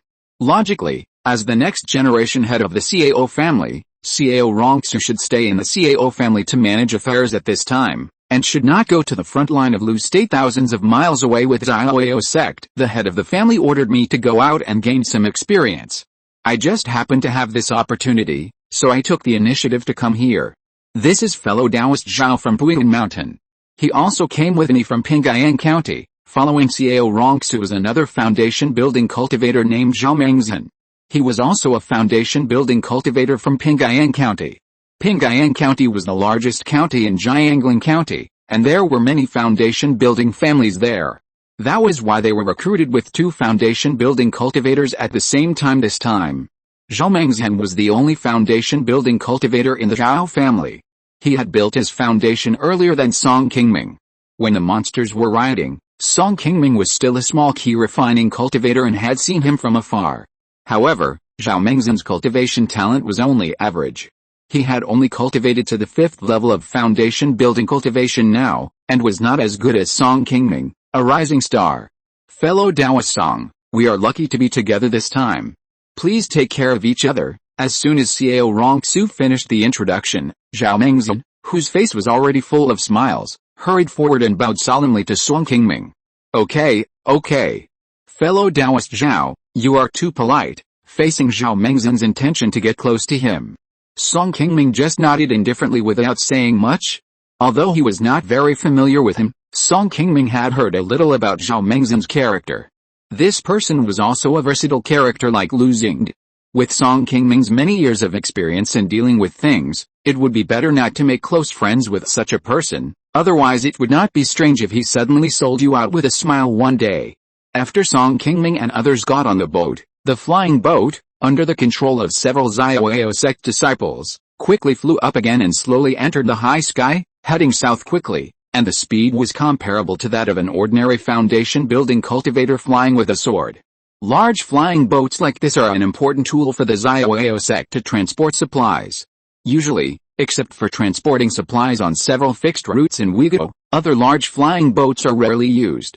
This time, a large amount of supplies are needed to support a battle on the front line of Luguo, so the Zhao sect had to use it. After Song Qingming set off from Jianglingfang, the flying boat arrived at Danyangfang in Uyghur a few days later. After loading a large number of supplies in Danyangfang again, 5 or 6 foundation-building cultivators came on board. These people, like those who came on Jianglingfang, were also foundation-building cultivators recruited from Danyangfang to the front line of Luguo. However, unlike Song Qingming and others, they all looked heavy on their faces after boarding the boat, and they were obviously more worried about the unknown battlefield thousands of miles away. After traveling south for a few days, the flying boat finally arrived at Qingming Mountain, the gate of the Zhao sect here. The flying boat stopped for a whole day. In addition to loading a lot of supplies, many disciples of the Zhao sect came on the flying boat. Among these Zhao sect disciples, there were not only foundation-building cultivators, but also many older Qi refining disciples. There were more than 200 of them in total, filling the entire flying boat. When they were about to set off again the next day, a woman in yellow with a veil suddenly appeared on the flying boat without any warning. The woman was small in stature, and although her entire face could not be seen clearly due to the veil, the unique aura emanating from her body made everyone present feel that this woman's origin was not simple. Before Song Qingming and others could react, several Zhao sect foundation-building cultivators who recognized this person had already begun to bow to the yellow-clothed woman. Greetings, Uncle Master Zhao. Seeing this, other Zhao sect disciples hurriedly followed suit. Although most of them had seen this sect's golden elixir ancestor for the first time, they had already felt the powerful aura emanating from her body, and they all lowered their heads and dared not look directly at her. Song Qingming, who was following the salute, heard the Zhao sect disciples address her in such a unified manner, and quickly guessed the identity of this woman. There are only 2 female giant cultivators in Zhao sect. Song Qingming has seen the heavenly pride by Yuxin, so it is obviously not the woman in yellow. That leaves another giant ancestor who has also formed a giant for many years. The woman in yellow is called Zhao Fenglian, one of the two female giant cultivators in Xiaoyao sect. Although she is less than 20 years older than Bai Yuxin, her current cultivation level is much lower than that of the other party. Zhao Fenglian has only cultivated to the 3rd level of giant so far. Bai Yuxin, who formed a giant several decades earlier than her, has now reached the 9th level of giant. As long as Xiaoyao sect can provide careful support in the future, she has a great chance of breaking through to the nascent soul realm. Since Zhao Fenglian formed a giant, her cultivation has been bumpy and slow. It is impossible for her to form a nascent soul in the future. It would be great if she could improve her cultivation to the late giant stage. After waving her hand, Zhao Fenglian turned around and whispered to everyone, "The situation is urgent, so there is no need to be polite. Let's get going." At the order of the giant ancestor, the flying boat quickly took off again, turned around and headed quickly towards the state of Lu in the southeast. Chapter 312 Lingyuan Sect. After traveling southeastward for more than 10 days, the flying boat finally crossed the border of Wei State and entered the territory of Pei State, a small country in the southeast.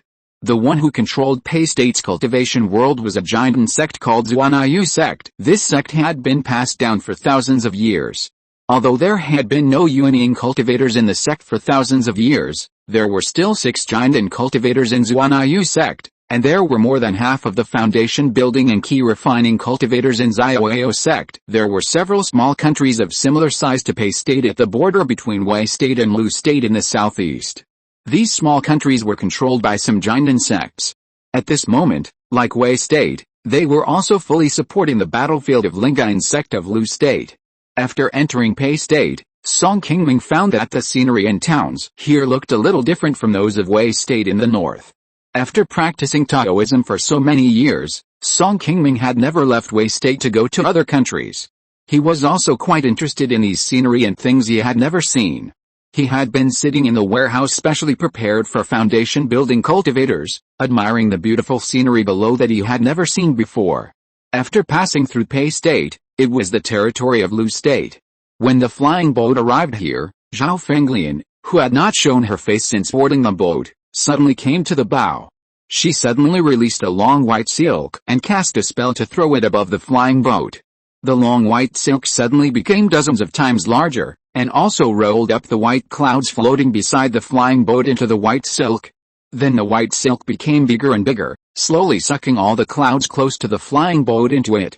After a while, as Zhao Fenglian's jade hand gently made a few gestures, bursts of white mist suddenly emerged from the white silk, wrapping the entire flying boat in the mist. The mist slowly moved forward with the flying boat, just like a naturally formed mist, which completely concealed the flying boat's body. Occasionally, there will be cultivators from the Xianhe League looting supplies here. It is no longer safe. Everyone stay calm and don't make too much noise, so as not to reveal the traces of the flying boat. After Zhao Fenglian cast a spell to hide the traces of the flying boat, she sternly ordered all the cultivators on the flying boat. Seeing that the giant ancestor had become so cautious, everyone immediately felt a little nervous. They thought that only the front line was dangerous, but they didn't expect that the rear of Lu State had been infiltrated so deeply by the Xianhe League. This was indeed beyond the expectations of most cultivators on the flying boat. The war with the Xianhe League was not as simple as the previous battle with the monsters. Not only was it a battle on the front battlefield, but the supply support line in the back was also the target of the opponent's attack. Both sides would often send elite cultivators deep into the other's territory to sneak attack the supplies transported by the other side. For a spiritual boat like the Xiaoyao sect that transports supplies, it always needs a giant cultivator to be in charge before it dares to sail in the territory of Lu, where the enemy has infiltrated seriously. Otherwise, once it encounters an elite cultivator from the enemy, even if it can eventually repel the enemy, it will be difficult to preserve the important supplies on the flying boat. In this tense atmosphere, after sailing carefully for more than 10 days, the flying boat of the Xiaoyao sect finally landed safely on Qingming Mountain, the mountain gate of the Lingyuan sect. It was not until the flying boat landed that the Xiaoyao sect people, including Zhao Fenglian, felt relieved. Fortunately, the journey was smooth and there was no danger. Just after arriving at the Lingyuan sect, a burly man wearing heavy armor had already arrived on the flying boat in advance and shouted to the people who were still transporting supplies. Lingyuan sect Cheng Bufan, Meet all the Xiaoyao sect Taoist friends. This shout, like a thunderous shout, resounded throughout the flying boat, making Song Qingming, a foundation-building cultivator, feel a little numb in the ears. Fellow Taoist Chang, Zhao Fenglian of Xiaoyao sect greets you. Zhao Fenglian, who was standing at the bow, had already come to his side after hearing Cheng Bufan's thunderous shout. Oh, it's fellow Taoist Zhao. I am here to welcome you all by order of the headmaster. Come with me to the gate to rest for a while. I will leave the inventory of supplies to the younger generations. Cheng Bufan was a little surprised to see that it was a woman who led the way this time. All the Qi refining disciples were left to count the supplies on the flying boat, and all the cultivators above the foundation establishment stage followed Cheng Bufan and Zhao Fenglian to the Lingyuan sect's guest house. Cheng Bufan seemed to be very kind and generous.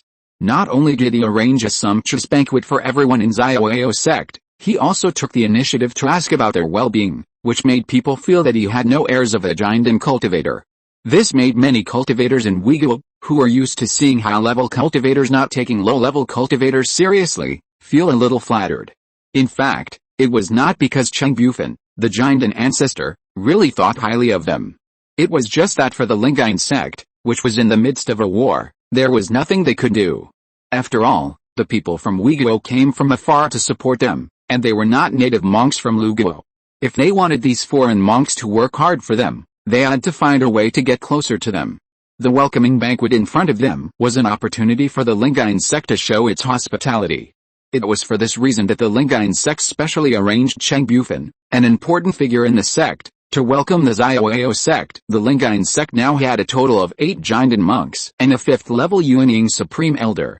Their strength was not much different from that of the Xiaoyao sect, but in the face of the pressure of the continuous expansion of the Xianhe League in recent years, the Lingyuan sect had lost several giant monks. Now, their daily life was not as good as that of the increasingly stable Xiaoyao sect. Fortunately, the geographical location of Lugao was more suitable for mortals to live in. Although the area of Lugao was not particularly large, there were still more mortals in its territory than in Uyghur. It was with a constant blood transfusion from the mortals below, and the unremitting support from the countries in the southeast of the floating cloud mountains, that the Lingyuan sect was able to withstand the continuous encroachment of the Xianhe League in recent years, bringing a period of stable development and peace to the entire eastern part of the floating cloud mountains. This Cheng Bufan is a giant cultivator who has achieved great success in body refining. Although his cultivation is only at the 6th level of giant, his fighting ability is no less than that of ordinary giant and late-stage cultivators. He is one of the top 3 giant cultivators in the Lingyuan sect. After the welcoming banquet, Cheng Bufan immediately arranged for his disciples to hand over the goods brought by the Xiaoyao sect, and then temporarily arranged the many cultivators who came to support the Xiaoyao sect to wait at the Lingyuan sect mountain gate, waiting for the specific arrangements of the front line to be made, and then inform everyone of their next tasks.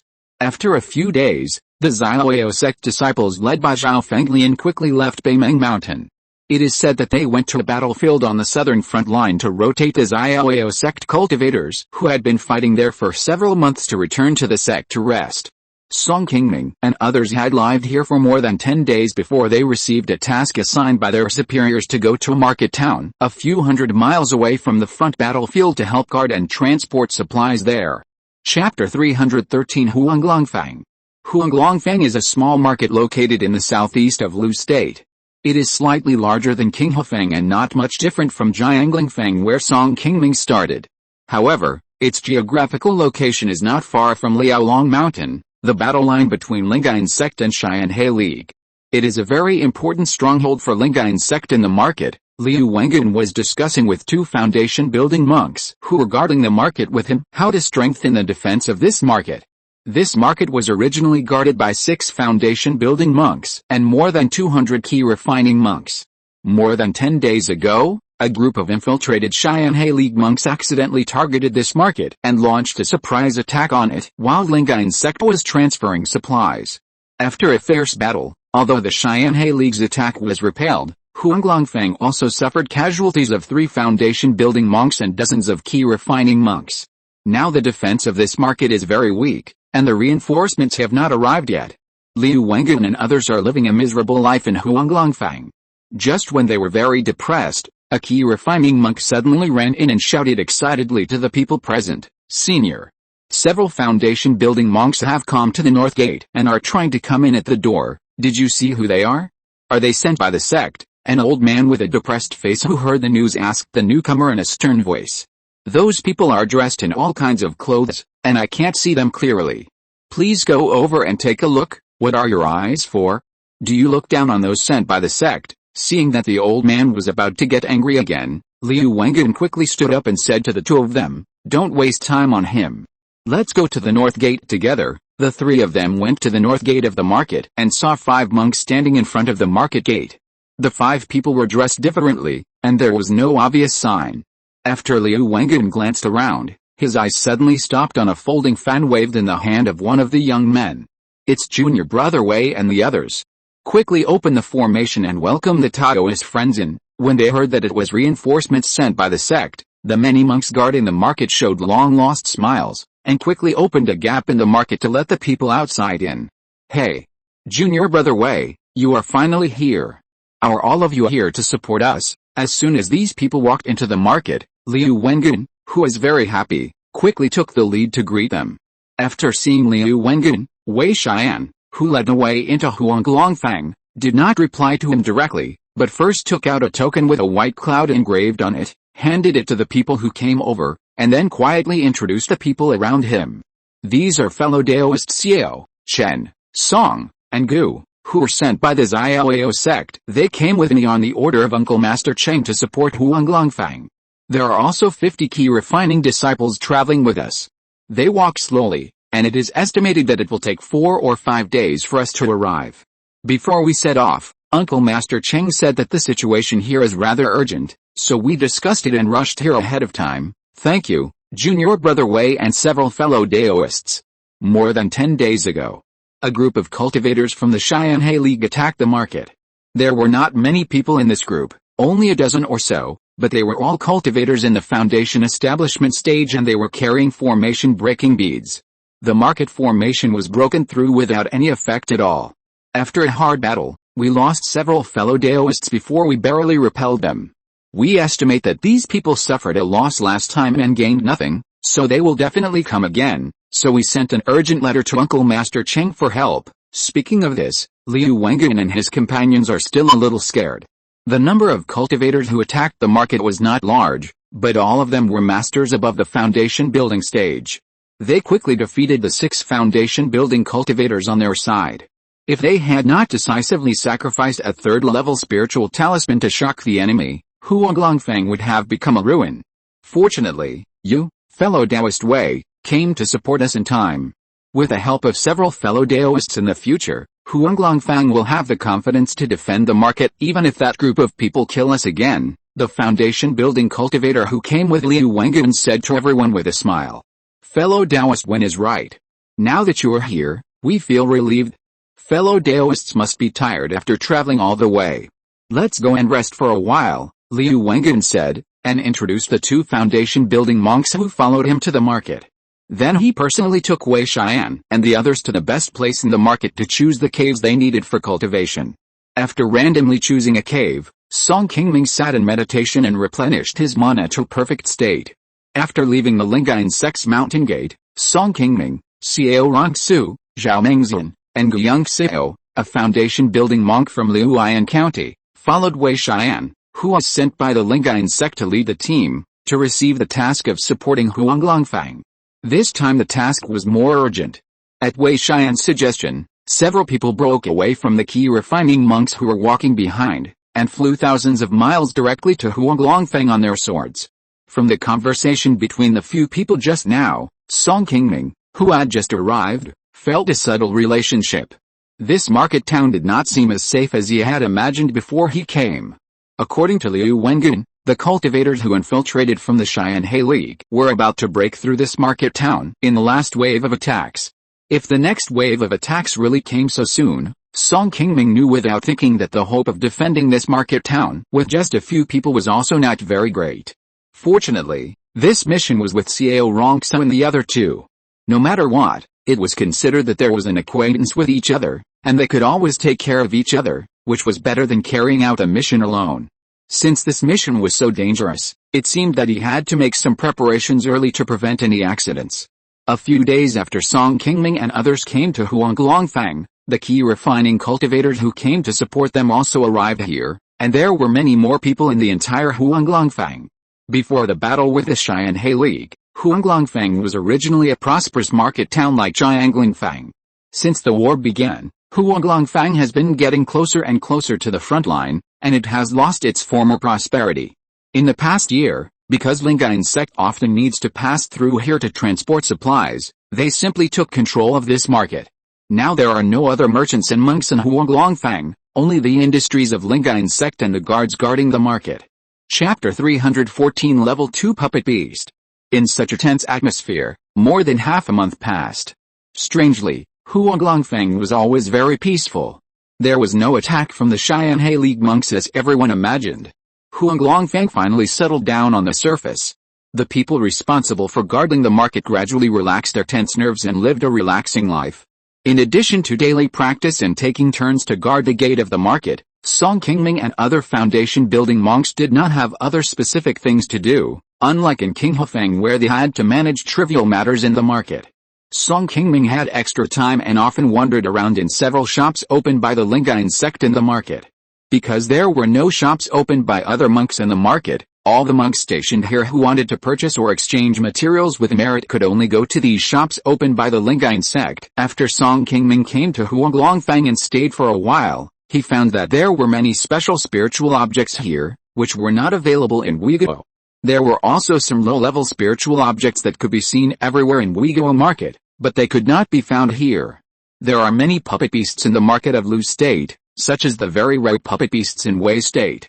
There are not only first-level puppet beasts, but also second-level puppet beasts, which are very rare in the whole Wei State. They don't seem to be rare spiritual objects here. There are several second-level puppet beasts in the inconspicuous Huanglongfang. However, these puppet beasts are not owned by individuals, but are uniformly deployed here by Lingyuan sect to cooperate in guarding the market.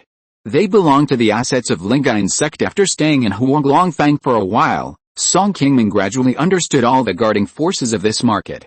When he first saw a team of guard monks in the market, training with a second-level puppet beast standing on the city wall, Song Qingming still showed a look of surprise. Later, after Song Qingming deliberately inquired about it, he learned that in addition to Liu Wengun and other foundation-building monks, there were 4 level 2 puppet beasts in Huanglongfang to help guard the market. The last time Huanglongfang was attacked, if it weren't for these puppet beasts helping to contain the enemy at the critical moment, even Liu Wengun, a 9th-level foundation-building master, would have found it difficult to find an opportunity to use the 3rd-level spiritual talisman that determined the fate of the entire Huanglongfang when facing the siege of many enemies. Although an ordinary level 2 puppet beast has only half the strength of a foundation-building monk of the same level, facing the desperate attack of a level 2 puppet beast, it can sometimes make the monks of the same level who don't understand the characteristics of puppet beasts flustered for a while. This kind of spiritual object plays a very important role in the battle between monks of the same level. When Song Qingming was in Weiguo before, he had always wanted a second-level puppet beast. Unfortunately, after he established his foundation, he only saw a special second-level puppet beast at the Xiandan League auction. At that time, he was short of money and could only watch others bid for it.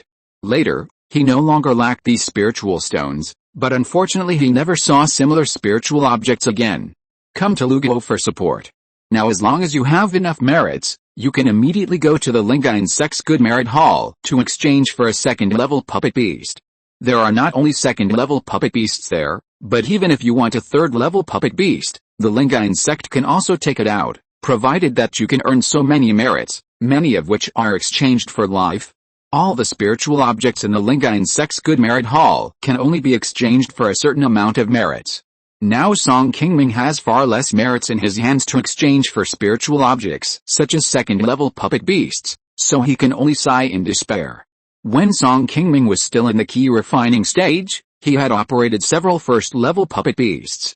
He was quite interested in this kind of spiritual creature, but after his cultivation broke through to the foundation establishment stage, the puppet beasts in his hands became less and less helpful to him. Later, after Song Qingming lost a giant ape puppet beast he had been carrying with him in the floating cloud mountains, he never used this kind of spiritual creature again. As long as the spiritual consciousness of the puppet beast is strong enough, it will be of great help to the cultivator. In the general battle between cultivators, if you can suddenly control a puppet beast of the same level to join the battle, it will be enough to affect the balance of victory or defeat. In addition to the Foundation Establishment cultivators, the second-level puppet beast can also be controlled by 3 or 4 Qi refining cultivators together. If you can get a second-level puppet beast here and put it in the family, it can also greatly improve the overall combat effectiveness of the Qi refining cultivators under the Song family. Although Song Qingming had this idea in mind, a second-level puppet beast would require at least 5,000 spirit stones on the market, and the merits required in the Lingyuan sect's good merit pavilion would naturally not be too low. Just relying on his 1-year stay in Huanglongfang, if he did not have great merits, it would be absolutely impossible to exchange for such a level of spiritual objects. Fortunately, there was still nearly a year left, and Song Qingming could still ask where he could directly buy such spiritual objects. If it really didn't work, he could only wait until he had a chance to come to Lu State again in the future. In this way, Song Qingming stayed in Huanglongfang for half a year. Although he encountered several letters of help sent by the Xianhe League's infiltrated monks to attack the convoys transporting supplies, when they rushed to the scene to rescue, the other party had either robbed and run away, or chose to retreat after seeing that they could not attack for a long time. Song Qingming and others had no chance to fight with the other party's foundation-building monks. As for Huanglongfang, since Song Qingming and others came, there has been no war here. The group of Qi refining monks who came with them to guard here all seemed very excited. They were lucky to be assigned to such a safe place. In contrast, on the battlefield of the front line of Lu State, the two sides have fought several times in the past 6 months. Although there was no loss of Jinden-level combat power, the losses of low-level monks such as foundation building and Qi refining were not small. The high-level leaders of Lingyuan sect and Xianhe League did not make any major moves during this period. They just maintained the front line. From time to time, the two sides found an excuse to fight, but in the end, they could not get a result. They just consumed a lot of low-level monks and supplies. Song Qingming had no objection to such a peaceful life now. It didn't matter even if he returned to Wei State empty-handed, as long as he could save his life. However, Xiao Rongsu, who came with him, was a little unwilling. She seemed to want to make a contribution. Every time, whether it was to support the battle or to escort supplies, she was the one who rushed to the front. This made Song Qingming, who had a general attitude towards the mission, a little embarrassed. Fortunately, there was Zhao Mengxian who had similar ideas as him. Both of them prioritized saving their lives, and many times their ideas could quickly come together. On this day, Song Qingming had just returned from his shift at the city gate of Fangxi. Before he could return to his cave, he suddenly received a voice transmission from all the cultivators to assemble. Chapter 315 Qingniu Ridge.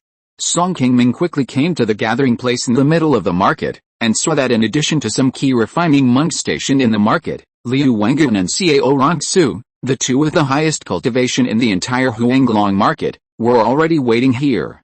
After seeing Song Qingming coming, the two did not speak, but just nodded and greeted him. Not long after, several other foundation-building monks who also did not know what was going on also hurried over here. Seeing that everyone was already there, Liu Wengyuan coughed twice and then said, "My fellow Taoists, I just received an urgent message in my cave that a large number of enemy cultivators have been discovered in Qingming, which is about 100 miles away from us. Uncle Master Fang has already sent people to surround them and ordered us to send people to assist." This time, it was Uncle Master Fang who gave the order himself. Since he attaches so much importance to it, I estimate that the other side should have quite a few people. This is a good opportunity for everyone to establish merit. Before this, I have discussed with fellow Taoist Xiao. This time, she will lead the team to provide support, and I will stay behind to guard the market town. I wonder which fellow Taoist is willing to go with fellow Taoist Xiao. After hearing what Liu Wengyuan said, everyone's faces changed into different expressions. Some people, like Xiao Rongsu, who were anxious to kill the enemy and establish merit, had faces filled with excitement and joy. After being at the front line of Lu State for such a long time, Xiao Rongsu, who had been hiding in the market, could no longer bear it. When she heard the news, she and Liu Wengyuan immediately volunteered to lead the team to support. There were also people like Zhao Mengxian who looked a little panicked. The reason he came to the front line of Lu state was the same as Song Qingming, because he was recruited by Xiaoao sect. He did not come from merit like Xiao Rongsu.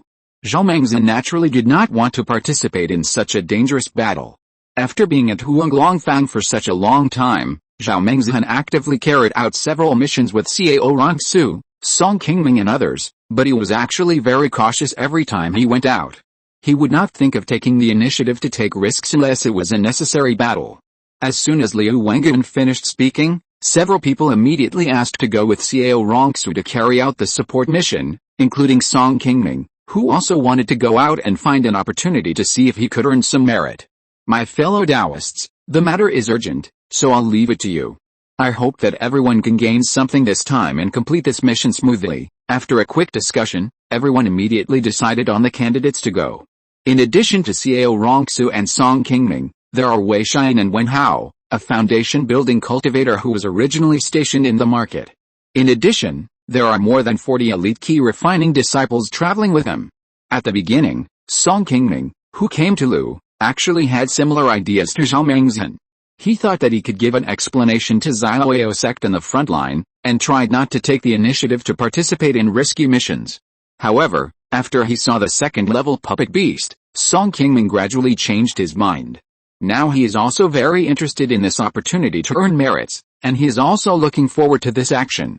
The target of this action, Qingming, is less than 100 miles away from Huanglongfang. This distance is already quite close, and a Qi refining cultivator can reach there in half a day. In order to take care of the Qi refining monks below, the group did not walk too fast along the way. It was not until half a day later that they arrived at the destination of this trip, Qingming Ridge. Qingming Ridge was originally a second-level spiritual vein where monsters were entrenched. There were originally 3 second-level Qingming monsters on this spiritual mountain. These monsters like to live in groups and act together, and they don't take the initiative to cross their own territory. They haven't offended many human races, and no monks have chosen to take the initiative to provoke them. Song Qingming and others stationed in Huanglongfang didn't know that there were actually dozens of monks who had infiltrated from their enemy Xianhe League living here. The reason why they didn't attack Huanglongfang later was just to better hide themselves and not attract the attention of many monks from Lingyuan sect. When Song Qingming and others arrived here, there were already many monks sent by Lingyuan sect outside Qingming Ridge. They were arranging magic arrays and other defensive measures outside Qingming Ridge to prevent the monks inside from running out. This time, Lingyuan sect didn't know where they got the news, and blocked all the many Xianhe League monks who infiltrated into Lu state at Qingming Ridge. At this moment, they are gathering monks everywhere, intending to capture all the trapped enemy monks in one fell swoop. Since the two sides started the war, facing these enemies who have infiltrated the rear, the monks of both sides have been very troubled. These people are like mice hiding in the house, coming out from time to time to harass and attack the transportation routes in the rear, which makes the high-level leaders of Lingyuan sect very troubled. The front battlefield is already a bit tight, and a large number of people have to be arranged to guard the market strongholds along the line. If this battle can solve these hidden troubles at once, it will solve a big problem for Lingyuan sect, at least for a period of time. They don't have to worry about these worries. The Lingyuan sect monk who was in charge of the siege in Qingming was named Wang Lianping, an old foundation-building monk in Lingyuan sect. This person has been building his foundation for many years and is quite experienced. After leading the monks to surround Qingming Ridge, he saw that the other party had set up a second-level formation on the ridge. He did not choose to attack immediately, but patiently surrounded the place, set up a magic formation and slowly waited for the surrounding monks to come to support. There were more than 30 Xianhe League monks trapped on Qingming Ridge. These people were elite disciples of Xianhe League, and their cultivation was at least in the foundation building stage. Because the Qi refining disciples moved too slowly and were not suitable for this kind of mission to sneak behind the enemy, all the Xianhe League monks who infiltrated into the territory of Lu were disciples above the foundation building stage. After these people arrived in Lu, except for attacking the Lingyuan sect's material convoy every once in a while, they basically hid here to avoid the search of the other monks. After discovering that they were trapped, the Xianhe League people had tried several waves to break out, but unfortunately they were all blocked by Wang Lianping and his men at the risk of their lives. Seeing that more and more monks were surrounded outside, the Xianhe League monks trapped on Qingming Ridge gradually became restless. At this moment, Dozens of Xianhe League monks were gathered in a cave to discuss how to escape. Seeing that the situation at the foot of the mountain was getting worse and worse, they all chose to encourage a young man sitting at the head to quickly order a breakout. Brother Wu, it's time to attack decisively. The longer we drag on, the more disadvantageous it will be for us. Make a decision quickly. Yes. Brother Wu, make a decision. Chapter 316 Breakout. Wu Wenlong, who was sitting at the head, looked at everyone calmly. He didn't show the same panic as these people. He just held his head and thought calmly about how to deal with the situation outside. Facing everyone's unanimous proposal, as the leader of this group that infiltrated the enemy's territory, Wu Wenlong was not too anxious. The people he brought were all good cultivators of the same level. As long as they found a good opportunity and paid a little price to break out, it would not be difficult. After so many years behind the enemy, Wu Wenlong knew that in the face of such a crisis, he, the leader, must always remain calm. Otherwise, once chaos broke out from top to bottom, everyone's hope of breaking out would be very slim. Don't panic, everyone. I sent a message to Elder Liang yesterday. When he arrives, it's time for us to fight our way out. By then, these people outside won't be able to cause any big trouble. We just need to be patient and hold on to this formation. This time, we were not careful enough. We were discovered by the other party without checking. Everyone must strictly abide by the rules in the next actions. Otherwise, even if we can break out, it will be difficult for us to gain a foothold in Lu in the future, Wu Wenlong said to everyone present with a serious face. Wu Wenlong was also surprised that his foothold was suddenly surrounded. In order to manage the sacred mountain of Qingming well, Wu Wenlong didn't even touch the nearby Huanglongfang. When arranging the action, he also tried to avoid the nearby strongholds and markets. However, it was inevitable that he would be careless over time.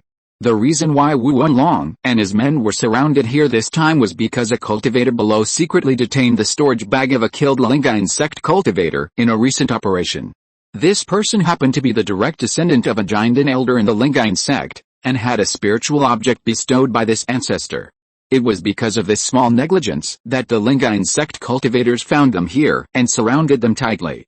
On the third day of the siege, a burst of thunder suddenly came from far away outside Qingming Ridge, and then a bright red flame cloud suddenly appeared in the distant sky. The flame cloud flew towards Qingming Ridge from far to near, causing the people who were resting at the foot of the mountain to stand up and look at this strange sight in surprise. The flame cloud was dozens of feet wide, and there were thunder and large flames coming out of the cloud from time to time, which made it even more terrifying. After the red flame cloud flew over Qingming Ridge, a somewhat contemptuous voice suddenly came from it. "Youngster, get out of my way." As soon as the voice fell, a thunderbolt flew out from the flame cloud and blasted several Lingyuan sect monks who were surrounding the mountain into ashes. "It's a Jinden monk." Hearing the voice coming from the red flame cloud, the Lingyuan sect monks below soon shouted loudly and dispersed to both sides to make a passage. Although there were hundreds of people on the Lingyuan sect side, they obviously looked a little lacking in confidence in the face of a Jinden monk. The powerful aura emitted by the red flame cloud alone was enough to make any of them look frightened. Song Qingming and others were also a little surprised when they saw that the other side had a Jinden monk. They stood there, not knowing what to do. Although they had a lot of people on their side, there was a huge gap in strength between the foundation-building monks and the Jinden monks. Even if the dozens of foundation-building monks present joined hands, they might not be able to defeat the terrifying existence in front of them. "Brothers, it's time. The opportunity has come. Rush out with me." After seeing the movement below the mountain, Wu Wenlong, who had been hiding on the mountain, saw this good opportunity and quickly commanded all the cultivators on the mountain to rush out of the formation directly, wanting to follow the red flame cloud to break out from here. Haha. If you want to leave, it's not that easy. Before Wu Wenlong and others rushed down the mountain, an old man in white clothes with his hands behind his back suddenly appeared in the sky not far ahead and directly stopped the two foundation-building cultivators who were running in front. Then he picked up one of them and threw him to the ground, smiling at Wu Wenlong and others who had stopped and dared not move. Seeing that this old man could actually walk in the air, everyone present knew that he must be a Jinden cultivator. Now there was another Jinden cultivator, and the other party also dared not move. "Master Fang has arrived. Haha, let's see where you can run this time." Seeing that a Jinden cultivator had also appeared on their side, the morale of the Lingyuan sect suddenly soared. and everyone stepped forward to cooperate with Master Feng to strangle the cultivator who ran down the ridge. Old Monster Feng, since you have already arrived here, why bother hiding? Since we have met today, don't be polite, let's have a good fight. The red flame cloud slowly dissipated, revealing a red-robed man who looked to be about 30 years old. As soon as the red-robed man finished speaking, a red spiritual light lit up beside him. He was seen to have walked out more than 10 feet away in a flash. Just as he was about to move forward to stop the old man surnamed Feng from the Lingyuan sect who was attacking the cultivator behind him, he was suddenly stopped by another person. Dao. Don't worry about that, just fight with me for a few moves first. Looking at the young woman in black standing in front of him, the red-robed man was a little surprised and showed a trace of shock. The other side dispatched 2 giant monks here, so they should be coming for him. It seems that Qingming Ridge is a trap set by the other side. Lingyuan sect is using these people on Qingming Ridge to lure out the giant monks from Xianhe League and weaken the fighting power of Xianhe League. On the battlefield of Lu State, the life and death of a giant monk is more important than the dozens of foundation-building monks on the mountain. This war has been going on for so long, and both sides have lost a lot of foundation-building and Qi refining monks, but the giant monks have not lost a single person on the battlefield. The man in red suddenly laughed. Since you are all coming for me today, then fight with me. As soon as the voice fell, a red flame cloud appeared on the man in red again, and soon he was completely wrapped in it. After another thunder in the flame cloud, it directly enveloped the woman in black. Seeing this, the woman in black took out a flower basket magic weapon and threw it into the air. After casting a spell, a burst of white light appeared in the flower basket, directly sucking all the red flames into the flower basket. After easily breaking the attack, the woman in black did not show joy on her face. Instead, she frowned and searched around. Only then did she find another red flame cloud in the distance, but this flame cloud was a little strange and was escaping quickly in the opposite direction. Chapter 317 Chaos. Seeing that the other party wanted to escape, the black-clothed woman quickly put away the flower basket in her hand and stepped into the air to chase after him. Since you are here, why are you in such a hurry to leave? Just as the red flame cloud flew a distance, a huge white sword suddenly appeared in front of it and stopped it. The one holding the white sword was the old man in white, who had previously stopped the foundation-building cultivator who had escaped from the mountain. The old man in white was called Feng Ziquan, and he was the giant cultivator of Lingyuan sect who organized the siege of Qingming Ridge. After discovering the whereabouts of Wu Wenlong's group of cultivators half a month ago, the foundation-building cultivator in charge of investigating the matter in Lingyuan sect quickly reported the matter to the giant elder of the sect Feng Ziquan, saw that there were so many foundation-building masters gathered on the Qingming Ridge, and guessed that there might be giant cultivators behind them. After some thought, he personally went to the front line to invite another giant cultivator, Li Yuxia, to work together to formulate this strategy of besieging the point and attacking the reinforcements. After surrounding Qingming Ridge for a few days, the giant cultivators behind the other side could not sit still and rushed out to kill them. The 2 people who had been hiding on the side also appeared and surrounded them immediately. Seeing the 2 men blocking him in the middle, the red-clothed man's face gradually became solemn, not as relaxed as before. In the distance, the 3 giant cultivators had already started fighting, and the Xianhe League cultivators on Qingming Ridge had also rushed down the mountain and fought with the Lingyuan sect cultivators at the foot of the mountain. Everyone, don't fight to the death, retreat quickly. Seeing that the Lingyuan sect had a large number of people, Wu Wenlong and his people did not choose to fight them head-on. They directly concentrated their strength to break a gap in the defense line arranged by the Lingyuan sect and escaped. This gap was exactly the passage that the red-clothed man in the giant stage had broken when he came. When the giant cultivators left, the Lingyuan sect cultivators had not yet completely filled the gap, and most of the Xianhe League cultivators rushed out from here. Quick! Stop them, don't let anyone get away. Seeing that the other party had broken through the encirclement that had been built with great difficulty, Wang Lianping, the leading foundation-building cultivator from Lingyuan sect, was immediately furious. He commanded the cultivators present to quickly block the gap, and led his own foundation-building cultivators to chase after Wu Wenlong and others who had escaped. This time, the siege strategy was set by the sect elders themselves. Unexpectedly, after being temporarily interrupted by the opponent's giant cultivators, many people who rushed down the mountain immediately took advantage of this opportunity to escape. As the person in charge of coordinating this operation, Wang Liangping was really in a dilemma. If all the opponents escaped, he would not be able to explain the matter to the sect elders later. Hearing Wang Liangping's shout, Song Qingming and other foundation-building cultivators did not dare to be sneaky here, and quickly chased after Wu Wenlong and others. Lingyuan sect had more than a dozen foundation-building monks than the other side, and there were also hundreds of Qi Refining monks controlling the formation to contain the other side. It was impossible to win a direct battle against the other side.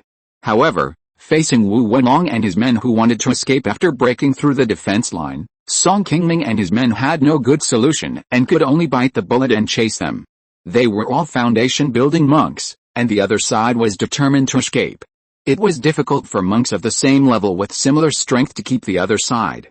Except for less than 10 people from Xianhe League who were unlucky and blocked by them in time, the remaining more than 20 people escaped. It was a bit difficult to catch up with them with only the foundation-building monks present.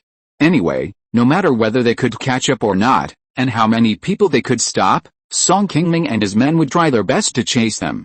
After all, they were now carrying out combat missions under the eyes of Jinden monks. Once they were found out for not working hard, it would be difficult to explain when they were investigated later. Xiao Rongsu, who was eager to make achievements, had taken out a J token that could speed up his own escape speed and directly chased after a monk who was slower and had been left alone. With her cultivation and magical powers, this person would definitely find it difficult to escape once caught up. Song Qingming had not practiced any special escape speed skills, nor did he have any spiritual objects such as flying boats that could speed up his escape speed. He could only randomly choose an opponent with lower cultivation and chase him. The foundation-building cultivators below had already started a chaotic battle and pursuit, and the 3 Jinden cultivators in the sky had also fought for dozens of rounds. Fortunately, they were all using their methods in the sky and did not affect the people below, otherwise the cultivators on both sides would inevitably be involved in it for no reason and lose their lives. You two, it seems that today is really my unlucky day, Liang, but you two think it's too simple to take me down without paying a price. After a fierce collision, the man in red, who had already fallen behind, looked at the 2 people who surrounded him again with a vicious face and said sarcastically. The red-clothed man of the Xianhe League was only at the 3rd level of the Golden Core Realm. At this moment, he was facing Feng Ziquan at the 5th level of the Golden Core Realm. In addition, there was also Li Yuxia at the 2nd level of the Golden Core Realm to help him. No matter how they fought, it was only a matter of time before the red-clothed man was defeated. He did not want to lose his life here, and had been trying to force his way out. Unfortunately, the other party had already seen through his intentions and had been on guard and did not give him the chance to escape. You are right, fellow Taoist. Junior Sister Li, it seems that we should be more serious and not hide anything. After Feng Ziquan and Li Yuxia looked at each other, they put away the contempt on their faces and became very serious. Although they had the advantage of 2 to 1, Feng Ziquan and Li Yuxia also knew that although the other party was alone and weak, he also had some magical powers and was not an easy opponent to defeat. Since the red-clothed man had said so much, they had to give him enough. That's right. This is the battle Liang wants. Come on, fellow Taoists, whatever magical powers you have. Seeing that the 2 opponents' auras had changed greatly and they became serious, the man in red also laughed wildly and put all the red flames that had been wrapped around him into a jade bottle in his hand, revealing his true face that had been hidden all along.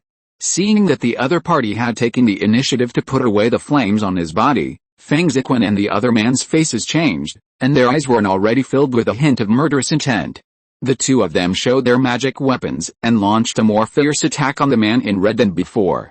Seeing that Feng Ziquan and Li Yuxia's attacks had already reached them, the man in red, who had not yet reacted, suddenly had a hint of determination in his eyes, and then threw the jade bottle he had been holding tightly in his hand into the air. The jade bottle suddenly became several times larger in the air, and then began to emit groups of red lightning. When the lightning came into contact with the air outside, it made a somewhat terrifying sizzling sound. This is not good. Junior Sister Li, get out of the way. If you're listening to this novel on a channel other than Fanfic World, it means they downloaded and uploaded it without effort. We cordially invite you to visit our channel, Mundo Fanfic Novelis. There you'll find the original version of this story and you can explore many other novels of various genres. We're waiting for you to immerse yourself in a world of incredible novels. Chapter 318 Windproof Boots. After chasing for an incense stick of time, Qingming and the foundation building cultivator who escaped in front of him were flying through the air one after the other. Although the distance between the two was gradually widening, Qingming had not completely lost the trace of the other party and could barely keep up with the man. The man's cultivation was not high, only the 4th level of foundation building. The reason why he could surpass Qingming, who had a higher cultivation, in terms of escape speed was because the pair of black boots on his feet accelerated his speed of flying the sword. The boots were always emitting a ball of spiritual light in the air, and it was obvious at a glance that they were a spiritual object of high quality. Seeing that the distance between the other party and himself was getting farther and farther, Qingming gradually lost his thoughts. He estimated that if he continued to follow for a while, he would have to go home empty-handed. It is normal for a cultivator who can be selected to carry out such a dangerous mission behind enemy lines to have some unique means of escape. Qingming did not hold much hope for catching up with the other party. Anyway, he just had to try his best not to be caught by the loopholes. This battle had already been fought to this point, and whether he could make achievements was not something that could be forced. For him, as long as he did not get involved in the battle between the giant and cultivators and lost his life in vain, it would be the best result. The black-clothed cultivator who was running in front was very nervous when he saw Qingming, who was following him closely. Although the pair of wind-controlling boots on his feet were a very useful auxiliary magic weapon that could greatly speed up the cultivator's own escape speed, there was also a bad thing, that is, this thing could also quickly consume his mana. After running for so long, his mana had actually been consumed by more than half. Although he took a pill to temporarily restore some mana, as long as Qingming behind him kept biting him tightly and did not give him a chance to breathe, he could only hold on for half an incense stick of time at most. Just when Qingming felt a little desperate and was about to go back home, he suddenly felt that the speed of the black monk in front of him seemed to have slowed down. This accidental discovery suddenly gave Qingming another reason to continue chasing. In order not to lose the trace of this person, Qingming gritted his teeth and took out a drop of the 1,000-year-old spiritual milk on his body, and then increased his mana and injected it into the flying sword under his feet. The black monk who was running in front saw that Qingming behind him actually had the spare energy to maintain his speed, and he couldn't help but panic. Seeing that he had run hundreds of miles away, the speed of the other party's pursuit did not decrease at all, and the black monk's face gradually darkened. It seems that it is a bit unrealistic for him to escape from here today by relying on the wind-controlling boots on his feet. Since there is no way to escape directly, he can only stop and fight to the death. Thinking of this, the black monk, who was helpless, turned his flying sword directly and fell into the woods beside him. After a while, Qingming, who also fell to the ground, carefully looked around, and suddenly focused his eyes on a great tree not far ahead, and slowly walked towards it. After approaching the tree, Qingming first took out the fire pattern sword on his body, and then covered himself with a thin layer of Zhuanguang armor. Qingming, who was well prepared, activated a light body technique to bypass the tree and kill directly behind the tree. After approaching his target, 3 rockets formed directly above the fire pattern sword and shot at the opponent, piercing a figure behind the tree and nailing it to the tree. Finding that the attack was so easy to succeed, Qingming felt a little strange. He looked carefully at the target he hit, and then he realized that he did not kill the target he imagined, but a humanoid substitute puppet wearing a black dress. The humanoid substitute puppet is also one of the puppet beasts. What makes this thing different from other puppet beasts is that in addition to being able to imitate and use some of the spells practiced by the controller to fight, it can also imitate a breath of the controller at critical moments, and can be used as bait to help the monks divert the pursuers behind them. Although this substitute puppet beast is not as powerful as some puppet beasts, its role in battle is sometimes much more useful than ordinary puppet beasts, and it is also difficult to see this kind of spiritual object on the market. The substitute puppet in front of him has been motionless, and it seems to be damaged, but its quality is not low. It is a 2nd-level substitute puppet beast, and it carries a lot of the breath of the black-clothed monk. This made Qingming mistakenly think that the guy was hiding here. When Qingming reacted and wanted to quickly bypass this puppet to explore other places, a burst of white light suddenly lit up under the substitute puppet, and then the ground began to tremble, and Qingming was soon surrounded by a pile of mud that quickly gathered around him. Seeing that the trap he had just made successfully controlled Song Qingming, the black-robed monk with a smirk on his face walked over from another big tree about 10 feet away. HMPH. No matter how careful you are, you still fell into the trap I set for you. The black-robed monk came to Song Qingming, who had been wrapped up in a ball, and sneered at him.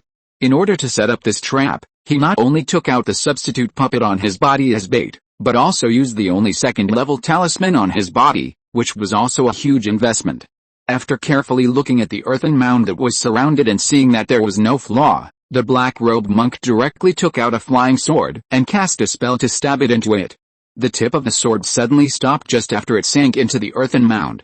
The black-robed monk frowned and found that the sharp flying sword in his hand could not be stabbed in at all, as if it was blocked by something inside. Could it be that Song Qingming, who was trapped inside, was not completely bound by this talisman, and was still resisting inside? But what on earth could allow him to block such a powerful attack at such a close distance? Although he was a little confused, the black-robed monk still did not give up the idea of killing Song Qingming. He increased his magic power to control the flying sword and changed several angles to pierce into the earth bag again, but it was still blocked. After casting spells several times, the black-robed monk, who was almost exhausted of his magic power, gritted his teeth and took another pill, wanting to restore his magic power and launch a more fierce attack again. At this moment, the earth bag that besieged Song Qingming suddenly flew high into the sky, and then there was a loud noise, which directly shattered the talisman that had been besieging him. Song Qingming fell from the high school, put away the green water bell spinning above his head, and looked at the black-robed monk who was still stunned sitting beside him with a face full of contempt. Dao, this time it's my turn to take action. Chapter 319 The battle ends. The black monk was surprised to see that Song Qingming had escaped, but he quickly recovered and quickly launched a high-level Earththorn spell towards Song Qingming who had not yet landed and stood firmly. Facing this very sharp spell attack, Song Qingming took out a black and white long knife calmly, raised his hand and chopped all the Earththorns under his feet into 2 pieces. Then Song Qingming used his right leg on the mound to gain some strength and rushed directly towards the black monk who had not yet gathered his strength. Unexpectedly, this guy's reaction speed was also very fast. He quickly changed his position and advanced with the windproof boots on his feet, making Song Qingming's attack miss. The black monk flexibly changed direction in the air, released a few low-level talismans to attract Song Qingming's attention, and then the flying sword in his hand quickly stabbed Song Qingming's throat again. However, when the attack reached 3 feet in front of Song Qingming, it was blocked by a white bronze bell again. No matter how hard he tried, he could not move forward. After a while, he was forced back by several water arrows released from the white bronze bell. Seeing that Song Qingming had excellent magic weapons, he had no chance of winning in a head-on fight. The black-clothed monk could only put away his magic weapons, step on the flying sword again and chose to escape directly. However, after this period of running at full speed, coupled with the battle with Song Qingming, the black-clothed monk's mana had almost reached the bottom. Although he took a few more pills and barely managed to survive for a while, he was eventually caught up by Song Qingming more than 10 miles away because of his lack of mana. He was killed by him with a knife. After killing the black-clothed monk, Song Qingming took his storage bag and took off his wind-controlling boots. After putting them on and trying them out, he found that his escape speed was indeed about 20% higher than usual. However, after using this item, Song Qingming also clearly felt that the speed of his mana consumption increased a lot. It seems that this item cannot be worn at any time like a flying boat, and can only be taken out at a critical moment. Although auxiliary spiritual objects such as Yufang boots are also a kind of magic weapon, the requirements for use are much lower than normal magic weapons. Even if a cultivator in the Qi Refining stage obtains it, it can be used normally, but the effect will not be as good as that of a cultivator in the Foundation Establishment stage. Wearing this item in a battle with the enemy, the increase in the escape speed in a short period of time can enhance the evasion and attack capabilities of many cultivators. It is still a good auxiliary spiritual object. However, although this kind of auxiliary spiritual object can also help cultivators improve their escape speed in a short period of time, compared with a magic weapon that can only be used in the Foundation Establishment stage, such as a flying boat, the disadvantages are also very obvious. It is not as fast as the opponent, and it cannot be used for a long time. When you use it to escape, once you encounter a cultivator with a much higher cultivation and mana than you, You can't get rid of the opponent in a short time, but it is easy to be exhausted to death by the opponent. In the previous pursuit, the black monk actually had a good chance of escaping at first. But in order to preserve his mana as much as possible, he did not dare to cast spells at full strength to hurry on. According to his calculations, Song Qingming should have consumed most of his mana after chasing him for dozens of miles at most, and he would be slowly thrown off. However, he did not expect that Song Qingming's mana was 3 times stronger than that of ordinary monks after practicing the Yuxuan Sutra. After a round of pursuit, it was his mana that was exhausted first, and he unknowingly slowed down his escape speed. When he reacted and took the elixir to restore his mana, he had already been seen by Song Qingming. The moment Song Qingming took out the 1,000-year spiritual milk, he was destined to be unable to escape. After burning the body of the black-clothed man with a fireball spell, Song Qingming returned to the woods where he had just fought and found the substitute puppet that was previously abandoned by the black-clothed man.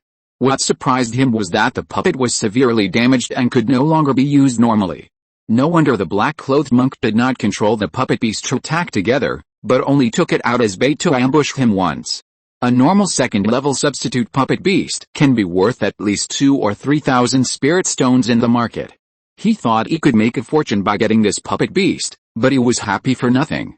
Looking at the extent of the damage to this substitute puppet beast, it is not something that ordinary people can do to repair it. Even if someone can be found to repair it, it will cost a lot of spirit stones to buy materials. No matter how you calculate it, the value of this thing will not be too high. Song Qingming sighed, threw the substitute puppet beast into his storage bag, and meditated on the spot for a while to restore some of his mana, and then slowly left here. When he returned to Qingming Ridge, the battle here had already ended. Except for the group of monks who escaped before, the remaining Xianhe League monks who were blocked here had all been killed on the spot. Fellow Taoist Song, you are finally back. Did you intercept the opponent? As soon as Song Qingming's sword light fell, Xiao Rongsu and Wei Xian, who had already returned here, saw it and hurried over. The Xianhe League monk that Xiao Rongsu had targeted before was caught up by her before he could escape far. Beheading him with a sword became the merit of this woman. At this moment, her face was full of glory, having just enjoyed the flattery of the surrounding monks. Fortunately, I have fulfilled my mission and gained something on this trip. Song Qingming smiled and bowed to the 3 people who came with him, and then threw the head of the black-clothed monk that he had cut off before directly to the ground. Congratulations, Brother Song. Seeing the head that Song Qingming took out, the monks on the side also gathered around. These people's faces were full of envy, and they all opened their mouths to congratulate Song Qingming. You know, in this kind of battle, being able to kill a foundation-building monk of the other side alone is a great merit. Song Qingming can do this, which is enough to make them a little jealous. When Song Qingming came back, the monks who went to chase him together had basically returned here. Most of them came back empty-handed and had no results. There were less than 5 people who had caught up with and killed the other monks, including Song Qingming and Xiao Rongsu. 3 of them had not returned yet, and they were probably in danger. Fang Ziquan and Li Yuxia were directing the monks to search Qingming to see if there were any fish hiding in the mountains. The 2 giant elders looked very ugly, and they seemed not very satisfied with the current results. After asking Xiao Rongsu, who came back the earliest, Song Qingming learned that the Xianhe League giant elder who was blocked by the 2 of them had directly chosen to self-destruct his own life magic weapon in the subsequent fight, and escaped from the hands of the 2 with serious injuries. Hearing this shocking news, Song Qingming was also shocked. He didn't expect that the man in red would be so decisive that he could even abandon his own life magic weapon. Chapter 320, Secret Attack. You should know that once the life treasure of a giant and cultivator is refined, it is firmly bound to the cultivator himself. The red-clothed man blew up his life treasure, which was equivalent to destroying his own path. Once a high-level cultivator loses his life treasure, not only will his vitality be seriously damaged, but without his life treasure, his own cultivation will also be greatly affected, and it will be difficult for him to make any further progress. Even if he can refine his life treasure again in a short period of time, it will take a long time to keep up with his cultivation. By that time, even if he can recover as before, a lot of time has been spent, and he will not have much lifespan to make further progress. Whether it is a high-level cultivator or a low-level cultivator, if you want to cultivate to the end and ascend to heaven, almost every realm has to face the biggest problem of insufficient lifespan. If a cultivator in the Qi refining stage cannot break through to the foundation establishment stage before the age of 60, he has basically lost the opportunity to establish his foundation. Even if you are a late bloomer and succeed in establishing your foundation at the age of 70, your path will also stop here. The remaining lifespan is not enough for you to have the opportunity to further form a pill. According to the average 10-year interval between the foundation establishment stages, it will take at least 100 years for a cultivator to reach the peak of the foundation establishment stage and form a pill. If you establish your foundation too late, there will not be much time left before the 200-year-old limit for forming a pill. At most, you can only have one chance to form a pill. This is how the realm of cultivation works. Once you are slow in the first step, it will be difficult to keep up with the next step. There will not be many opportunities and time for you to choose. However, if it really comes to a life and death moment, compared with a path, the cultivator's own life will obviously be more important. After all, not every giant and cultivator has the opportunity to form a unyielding. No matter how high you can cultivate, once you lose your life, it will be in vain. Like the red-clothed man from Cheyenne League, who used the extreme method of self-destruction of his own life magic weapon, although he destroyed his own path, he also created a chance for himself to escape. Although he was seriously injured this time, as long as he could save his life and recover from his injuries, he would still be a high-ranking giant and cultivator, and he would have hundreds of years of life to enjoy. The higher the level of the cultivator, the more afraid he would lose everything he had in an instant. Once he fell on the battlefield this time, the red-clothed man would never have the chance to see his beautiful wife and concubines at home again, and his disciples and clansmen would all lose their status because of the sudden loss of his protection. He had already seen a lot of such things after practicing for more than 200 years. After cleaning up the battlefield of Qingming and making sure that there were no fish that slipped through the net, Feng Ziquan and Li Yuxia left here and handed over all the aftermath matters here to Wang Liangping. After another day, Song Qingming and others received the order from Wang Liangping that the mission was over, and began to return to Huanglongfang with the Qi refining monks who came with him. This time, he and Xiao Rongsu both made some gains. They had such an opportunity to make meritorious deeds in the future, and also earn some good deeds they wanted. They could say that the trip was worthwhile. Not long after they set out, Xiao Rongsu, who was in charge of the operation, suddenly received a message from the market that Huanglongfang was attacked by enemy monks, and asked them to go back to support them.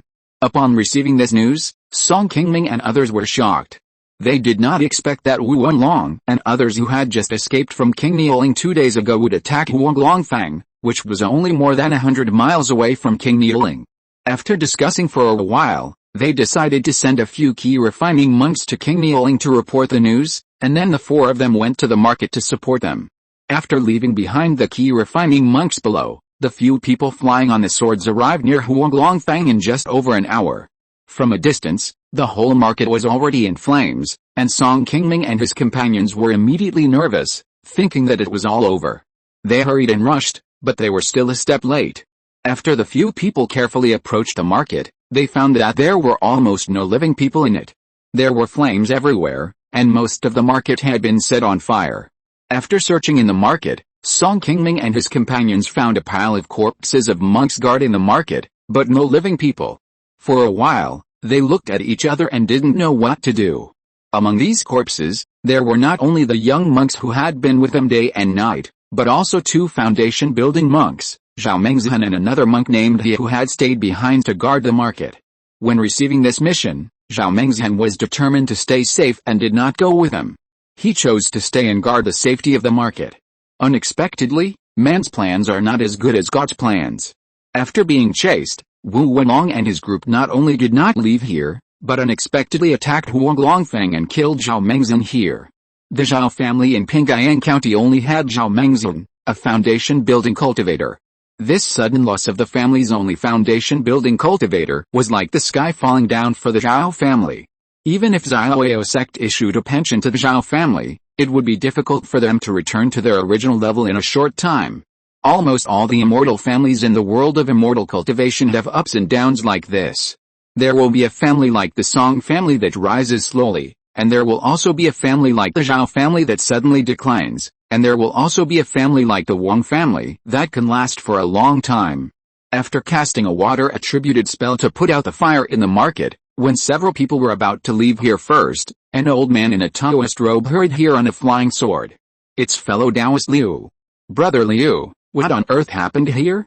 Where are the other fellow Taoists? Liu Wengun, with a sad face, shook his head and said, 2 hours ago, a group of foundation-building cultivators suddenly attacked the market town. The other side not only had formation-breaking beads, but also talismans, which are troublesome spiritual objects. In just a moment, fellow Taoist Gu was the first to be killed by the talismans used by the other side. Fellow Taoist Zhao and fellow Taoist He also fell into trouble one after another. I fought desperately to escape, and after getting rid of several people from the other side who were chasing me, I found a place to hide. I didn't dare to come out until now. Did the fellow Taoists encounter that group of people? When we arrived, this place was almost burned into ruins. Fellow Taoist Liu was the first living person we saw.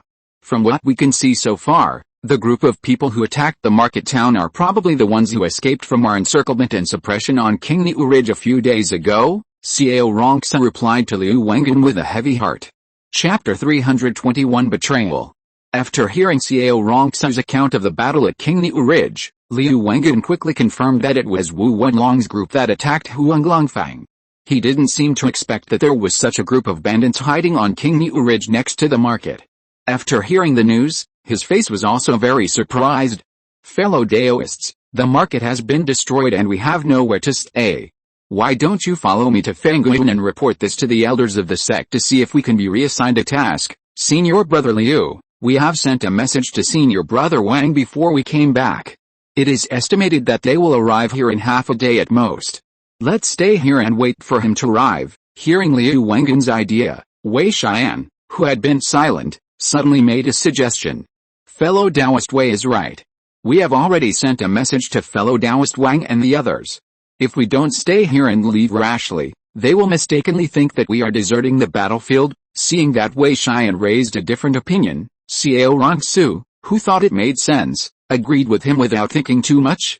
Seeing that no one objected and obviously thought that Wei Xian was right, Liu Wengun glanced at everyone awkwardly, thought about it for a while and didn't insist. He immediately agreed that everyone should stay and wait for the monks who came to support. Regarding whether to leave or stay, Song Qingming also thought it would be better to stay, but at this moment, he suddenly had a sense of doubt in his mind. The relationship between Wei Xian and Liu Wengun seemed to become a little strange. Among the 8 cultivators in Huanglongfang, only Liu Wengun and Wei Xian are the genuine core disciples of Lingyuan sect. The others are foundation-building cultivators who came from other places to support this war, just like Song Qingming and Xiao Rongsu. Most of them, like Zhao Mengzhen, are here to hang out for a year or two and then leave, and have never thought about staying here forever. So although everyone is a foundation-building cultivator in name and has equal status here, the cultivators who manage the affairs of the market have always been Liu Wengun and Wei Xian, and the others rarely speak out their ideas. In the past 6 months, Liu Wengun has always had the final say in managing the affairs of Huanglongfang and making decisions on some tasks.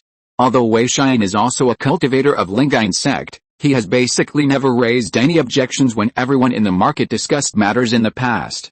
Everything is based on Liu Wengun's ideas. This was the first time that Song Qingming saw Wei Xian directly refute his opinion in front of everyone, which made him think more about why Wei Xian had such a strange change. Not only him, but also Xiao Rongsu and another cultivator surnamed He also felt a little strange, but they didn't think much about it. They thought that Wei Xian was a little scared because he saw the tragic scene of Huanglongfang being breached, so he didn't care about giving Liu Wengun face in front of everyone. The 5 of them cleaned up a relatively clean place in Huanglongfang together. After waiting for about half an hour, they suddenly saw more than a dozen sword lights flying quickly towards the market from a distance. It's Junior Brother Wang and the others, as Liu Wengun shouted. Song Qingming and others stood up quickly and looked carefully at the people rushing in front. Song Qingming, who was more sharp-eyed, soon found that the clothes on the other party seemed a little strange. Except for the leader who was indeed wearing the clothes of Xiaoao sect, the others were all wearing a variety of clothes. It was too far away and it was not clear. When they were only a few hundred feet away from here, Xiao Rongsu, who had been keeping a close eye on these people, suddenly felt that the leader's eyes seemed familiar. After confirming the identity of this person, she hurriedly shouted to everyone, Hurry up! Those people from Xianhe League are coming back to kill us." Upon hearing this voice, Song Qingming and others panicked. They were about to leave the market immediately, but when they turned around, they found that a large net had been slowly falling down on their heads. "Damn it, Brother Liu, what are you doing? Since you don't want to leave here, then stay here." Liu Wengen, who was just talking and laughing with his colleagues, suddenly changed into a weird expression with a sneer on his face, and tried hard to control the golden net in his hand to cover Song Qingming and others. Seeing that Liu Wengen suddenly turned against them in front of everyone, even a fool would know that he had betrayed Lingyuan sect. Everyone took out their own magic weapons and prepared to eliminate the threat from Liu Wengen first. Although Liu Wengen's cultivation was higher than the others, Song Qingming and the others had just returned from a brutal battle. Facing his sneak attack, everyone reacted quickly. Before his golden net magic weapon approached the crowd, Wei Xian had already used a red bronze mirror, flew high into the sky and controlled Liu Wengen's magic weapon. "Nixon mirror, I didn't expect that junior brother Wei actually had the magic weapon given by Uncle Fang. It seems that you have already suspected me." After seeing the magic weapon in Wei Xian's hand, Liu Wengen's face suddenly showed a trace of surprise. Since the start of this war, enemy cultivators often appear near Huanglongfang. Uncle Feng has already secretly arranged a lot of people to investigate here. Otherwise, how do you think we found these people hiding in Qingming Ridge? With the help of Wei Xian to contain Liu Wengen's magic weapon, Song Qingming and the others quickly ran out of the range of the golden net attack.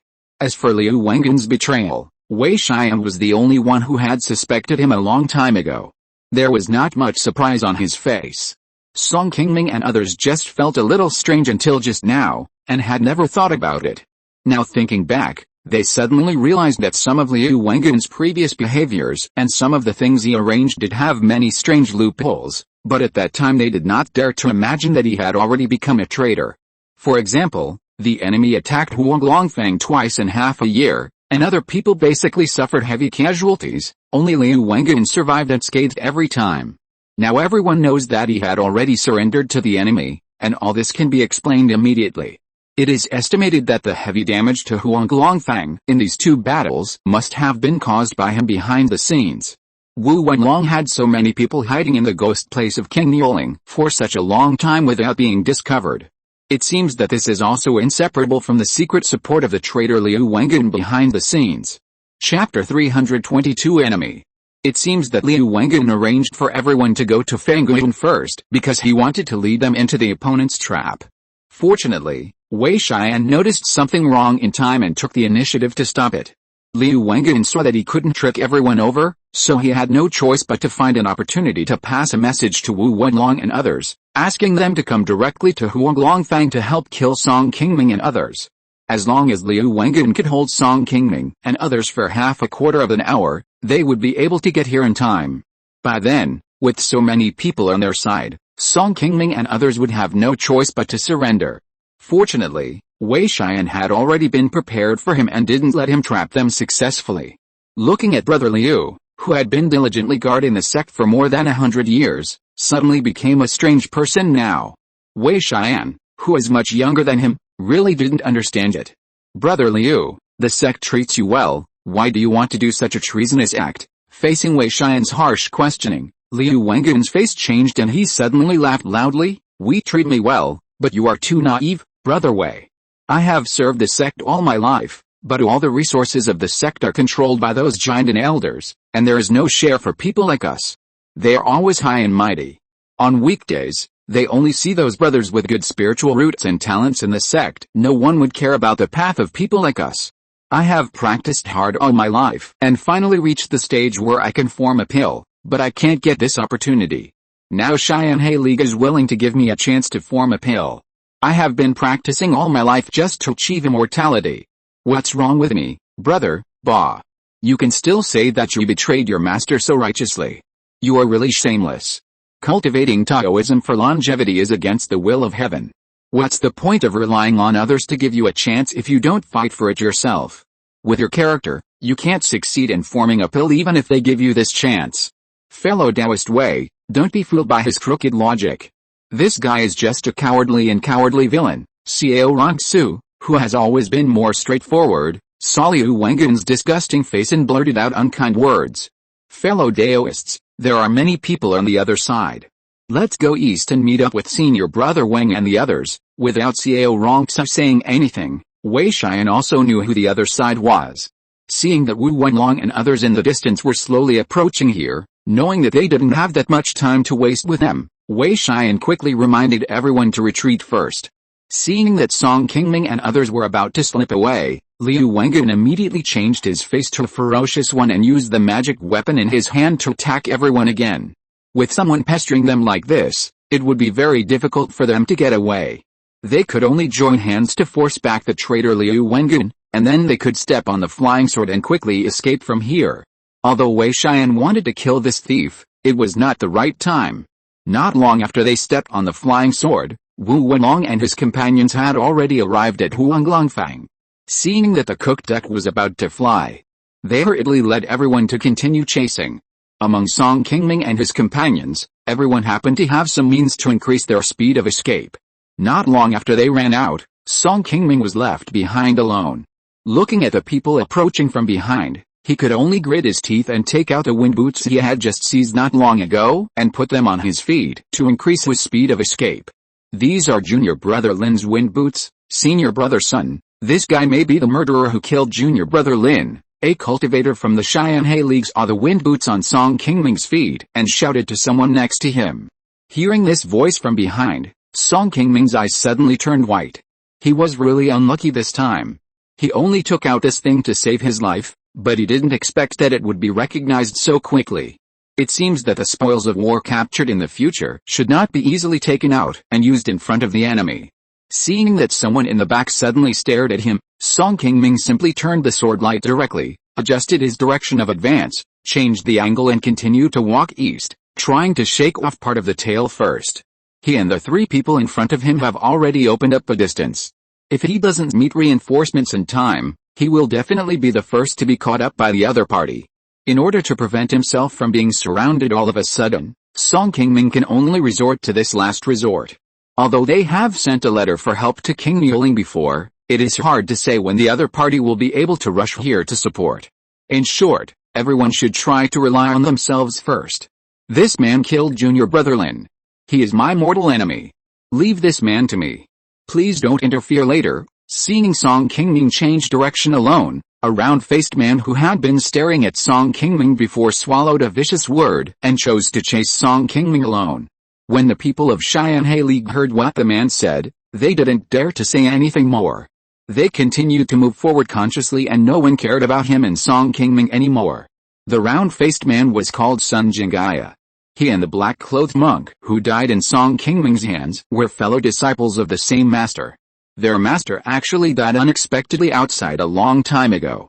Later, Sun Jingaya succeeded in building a foundation with his own strength, and successfully supported his junior brother to become a foundation-building monk.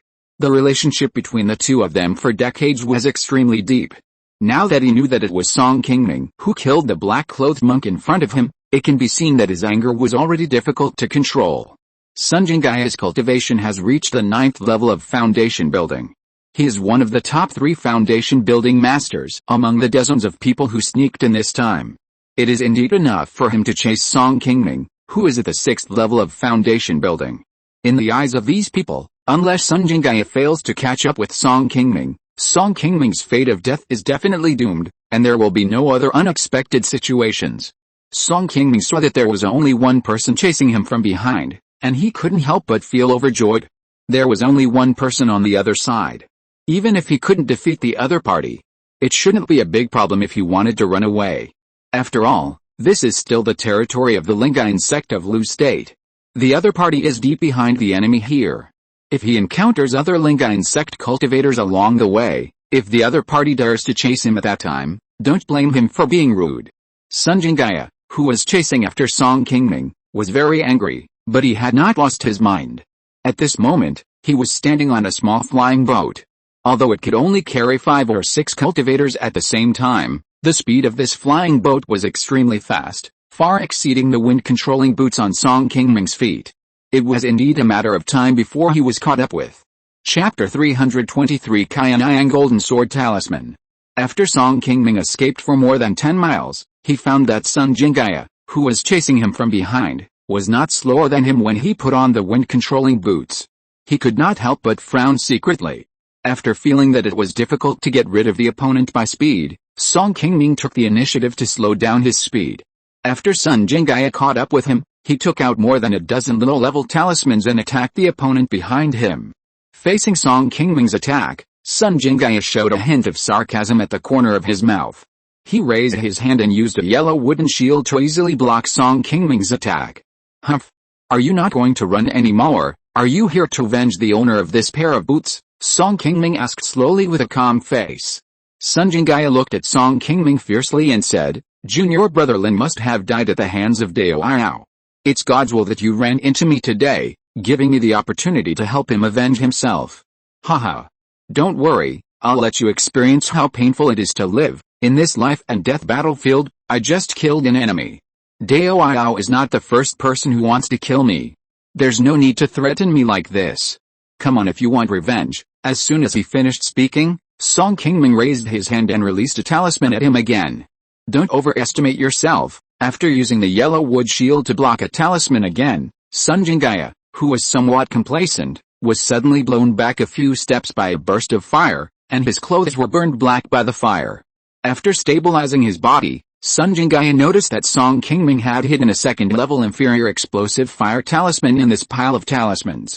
Even a second-level talisman like the explosive fire talisman can't hurt him at close range. This guy is really thick-skinned. Seeing that his attack had no effect, Song Qingming was also shocked. He estimated that the shield in Sun Jingaya's hand should also be a defensive magic weapon of high quality. Good boy, you are really insidious. It seems that it is not unfair for junior brother Lin to die in your hands, being tricked by the opponent right from the start. Sun Jingaya's face could not help but have a trace of anger. Although this attack did not cause him any harm, Song Qingming also angered him again. After Sun Jingaya suddenly took the initiative to retreat more than 10 steps, a jade pot suddenly appeared in his hand. Under his two hands casting a spell, a large cloud of green mist suddenly spurted out of the jade pot, and soon covered Song Qingming's surroundings. Seeing that the smoke had already surrounded him, Song Qingming, who was unable to dodge for a while, quickly propped up a water-shaped shield to protect himself and isolate the smoke. The color of these fumes looks very strange. It is obvious that they contain highly toxic substances. Once they are touched by them, it will be a bit troublesome. Fortunately, such poisonous fog can be easily resisted by ordinary 5-element shields. In fact, it is not a very powerful attack. However, the reason why Sun Jingaya used this magic weapon was not to attack with this poisonous fog, but to besiege and interfere with Song Qingming's vision, weaken his defense, and make it difficult for Song Qingming to defend against his next attack. Song Qingming, who was in this green smoke, suddenly felt a fire coming from the front, and hurriedly turned around to avoid it. Unexpectedly, as soon as he moved, a black giant sword on the side behind him had already killed him. Fortunately, he had cast a spell to drive the green water bell to cover himself. After a loud bang, Song Qingming and the green water bell flew back more than 10 feet away. Before he could completely stabilize his body, the black giant sword had already killed him again. Faced with such a sharp attack from the opponent, Song Qingming had no choice but to drive the green water bell above his head with all his strength to fight the enemy. This magical weapon of yours is quite good, but it's a pity that you are not strong enough. No matter how good the magical weapon is, you can't fully exert its power. After slashing Song Qingming to the ground with the sword again, Sun Jingaya fell in front of him with a mocking look on his face, holding the black giant sword in his hand and slowly walked towards him step by step. After more than a dozen collisions in succession, Song Qingming soon fell into an absolute disadvantage in this battle. He could only keep parrying and responding, and had no power to fight back. If it weren't for the strong defensive ability of the magical weapon, the Bishu bell in his hand, he would probably have been seriously injured by the opponent if he didn't die. In this battle, whether it was cultivation, magical weapons, or magical powers, Song Qingming was almost all suppressed by Sun Jingaya in front of him. The opponent's strength was too much stronger than his. Even if some flaws were revealed, the spells and talismans used by Song Qingming could not break through the defense of the yellow wooden shield in Sun Jingaya's hand. Just like the owner of the wind-controlling boots wanted to ambush Song Qingming with the help of his puppet, in the face of the absolute gap in strength, no matter what tricks you want to play, it will not work. No wonder only one person came. It seems that I have met a real master this time. Since entering the foundation building stage, Song Qingming has also fought against many cultivators head-on. Except for the time when he faced the golden core demon King Qingluan in the floating cloud mountains, he has never been as embarrassed as he is now. This Sun Jinggye can be regarded as the most powerful foundation building master he has ever met. Even Wang Shengxin, who has a similar cultivation level to him, is probably not his opponent. Among the foundation building cultivators in Song Qingming's impression, the only one who is sure to defeat this person is Chen Xuingxin, the sword cultivator before the damn formation of Xiaoyao sect. Since he can't beat him, he can't waste time with him anymore. Facing Sun Jinggye, who was suppressing him in all aspects, Song Qingming knew that he had no hope of defeating him. The other party wanted to kill him, and he could not stop him by talking. This was the only way to survive. After making up his mind, Song Qingming took advantage of the fact that Sun Jinggye had approached him to a certain distance, and once again concentrated the remaining mana in his body to drive a golden talisman that he had already hidden in his hand. This was a second-level high-quality talisman, called Qianyang Golden Knife Talisman, which Song Qingming had bought in Guiyunfang before, and it was also the highest quality talisman left on him. Under the drive of Song Qingming, Qianyang Golden Knife Talisman directly turned into Golden Knife, and quickly chopped towards Sun Jinggye's neck. Faced with this sudden attack, Sun Jinggye was somewhat surprised and hurriedly raised the yellow wooden shield in his hand to block in front of him. He thought he could block this attack as easily as before, but he didn't expect that the power of the Qianyang Golden Knife Talisman suddenly increased several times compared to those second-level talismans that Song Qingming had launched before. Not long after his defensive weapon was used to meet the attack, a crack appeared. Chapter 324, Valley Illusion. Not long after, a crisp sound rang out, and the yellow wooden shield in Sun Jinggye's hand, which had always been invincible, was actually cut open by the golden knife. The Qianyang Golden Knife Talisman that broke through this defense did not stop, and continued to slash at Sun Jinggye, who was hiding behind it. Sun Jinggye behind the yellow wooden shield saw that the situation was not right, and had already used a high-quality defensive talisman to strengthen his defense.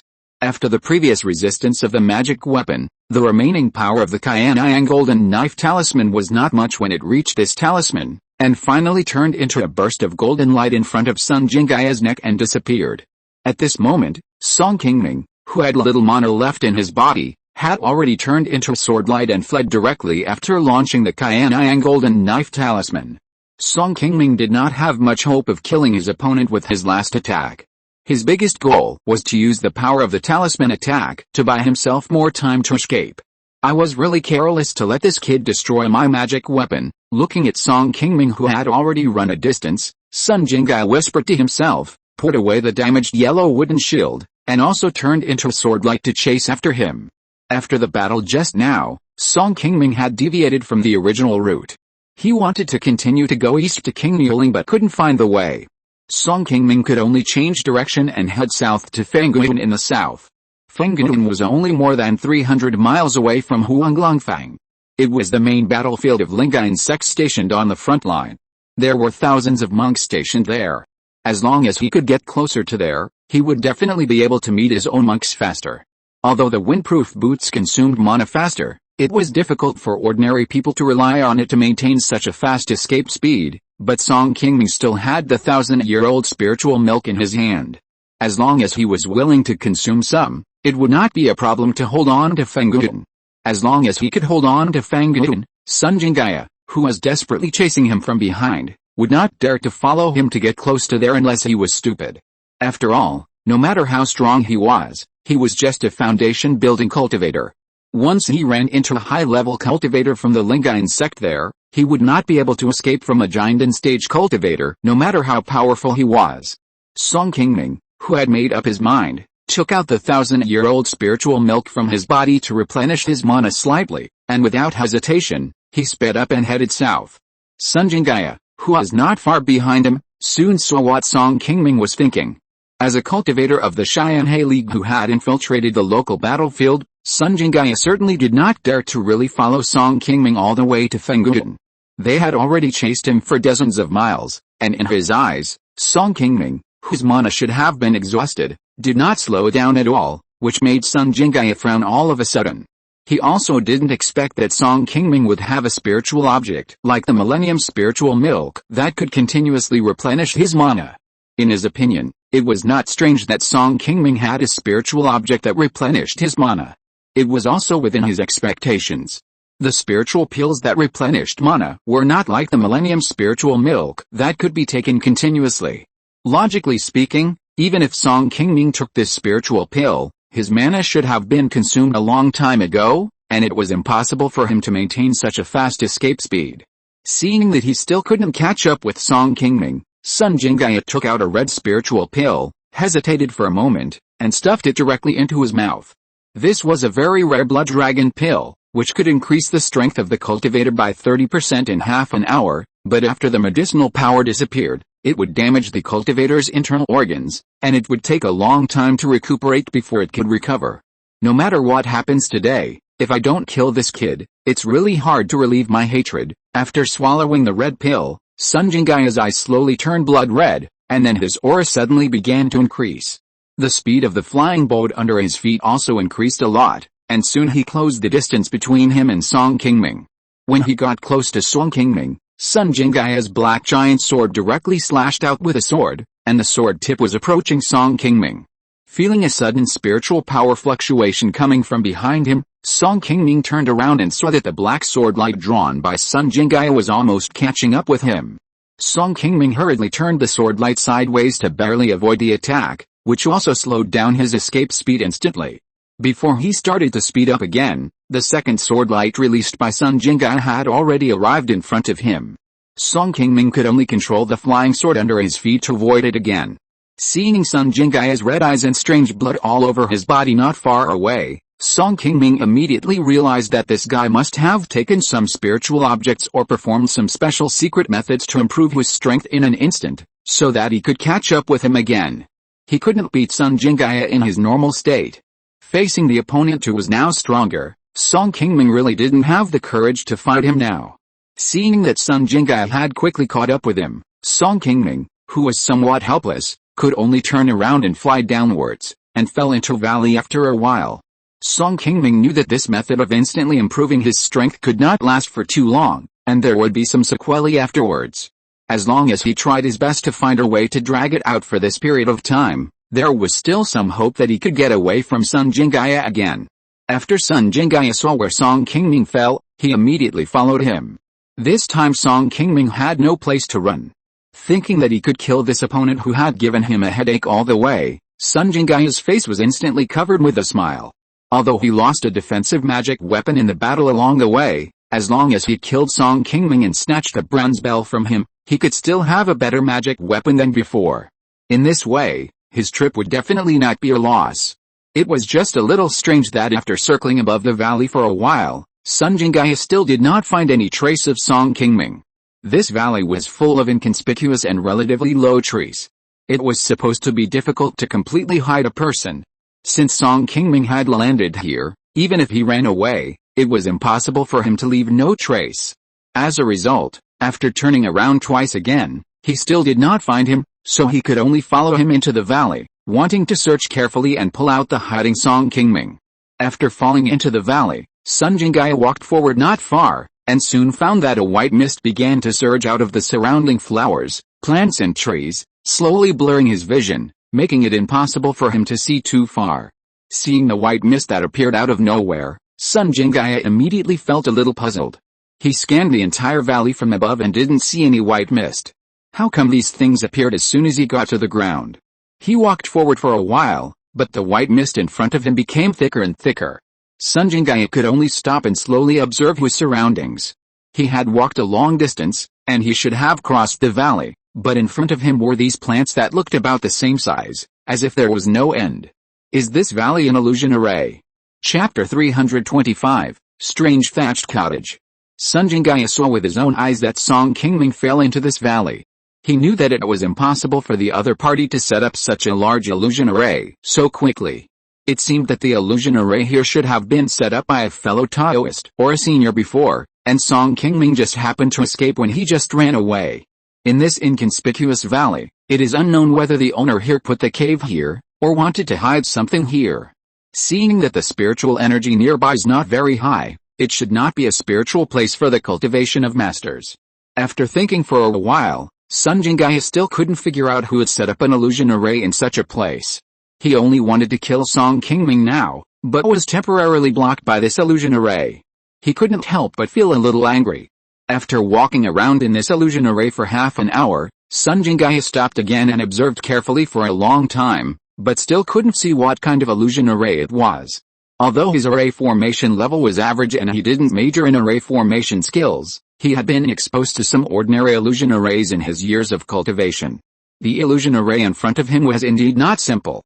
Sun Jingaya had tried several ways to break the array but failed. He had to give up the idea of breaking the array and planned to leave and go outside the array to see what happened. When he wanted to go out, Sun Jingaya suddenly found that he could not find the right direction. No matter which direction he went, he could not go out directly. He wanted to fly out of the sky with a sword, but found that the scene in the sky was the same. No matter how far he flew, he returned to the white fog after a while. Obviously, he had been trapped in the array. After tossing for a long time, he still could not get out of the illusion array. This made Sun Jingaya start to panic. Is it really his fate today? Will he be trapped to death in the illusion array in this nameless valley with his cultivation? Although Sun Jingaya's cultivation strength is much stronger than Song Qingming, he is far inferior to Song Qingming, who fell into the valley before in the way of formation. He seemed to be bound by his hands and feet when he came to this illusion array. He had a lot of cultivation but could not get out of here. By the time Sun Jingaya walked out of the illusion array, it was already 3 days later. After being tormented by the illusion array for several days, Sun Jingaya, exhausted, looked at the valley behind him, and a trace of fear emerged in his heart. Trapped here for several days, he tried every method but still couldn't get out of the illusion array, which made him feel a little desperate. Just when he was at a loss, he accidentally walked out, which made him still a little confused. He didn't know whether Song Qingming, who had entered the array before, had escaped from here, or was still trapped in the array. Now Sun Jingaya couldn't care about these. He was trapped here for several days and had lost contact with other partners. For him, this place was not suitable for long. After recovering some mana, Sun Jingaya looked at the valley reluctantly and hurriedly fled from here. In a small thatched cottage built on the edge of the cliff deep in the illusion array, Song Qingming was looking at every small object placed in the thatched cottage with a look of surprise. A few days ago, after Song Qingming was caught up by Sun Jingaya, he could only look for a hiding place below. After approaching this valley, Song Qingming had actually discovered in advance that something was wrong with the scene in this place. In order to escape from Sun Jingaya's pursuit, Song Qingming didn't care about these things at this time, and directly rushed into this illusion array. No matter how dangerous it was, as long as he could temporarily avoid the pursuit of the evil star behind him, Song Qingming had to take the risk to hide in it. After falling into the array in this valley, Song Qingming also knew that Sun Jingaya would definitely break in as well. He didn't know the other party's array level. In order to get out one step ahead, he could only start to try to explore this strange array that he had never seen before. Compared with Sun Jingaya, who had an average array level, Song Qingming, who was born as an array master, had already raised his array level to the second level a few years ago. Although he didn't know the origin of this array at once, he could still see some clues of this array from it. To arrange an ordinary illusion array so exquisitely, the one who can do this is definitely not an ordinary cultivator, but a master of formations with a higher level than him. Fortunately, there seems to be no one controlling this formation, otherwise it would be easy for Song Qingming to get in, but it would be difficult to get out. After studying for a few days, Song Qingming really found a flaw in this illusion array. He passed through the illusion array outside and came to this thatched cottage hidden by the formation. There are 3 small rooms in this thatched cottage. The first 2 rooms are full of various daily necessities, some small gadgets commonly used by cultivators in the Qi refining period and some low-level magic tools. It seems that the original owner of this place made them casually when he was in a good mood, and they are not of much value. After Song Qingming came in and searched, he only saw a few spiritual objects that were slightly useful to him. He didn't care about other things at all. These spiritual objects were completely different from the mysterious illusion array outside, which made Song Qingming really confused.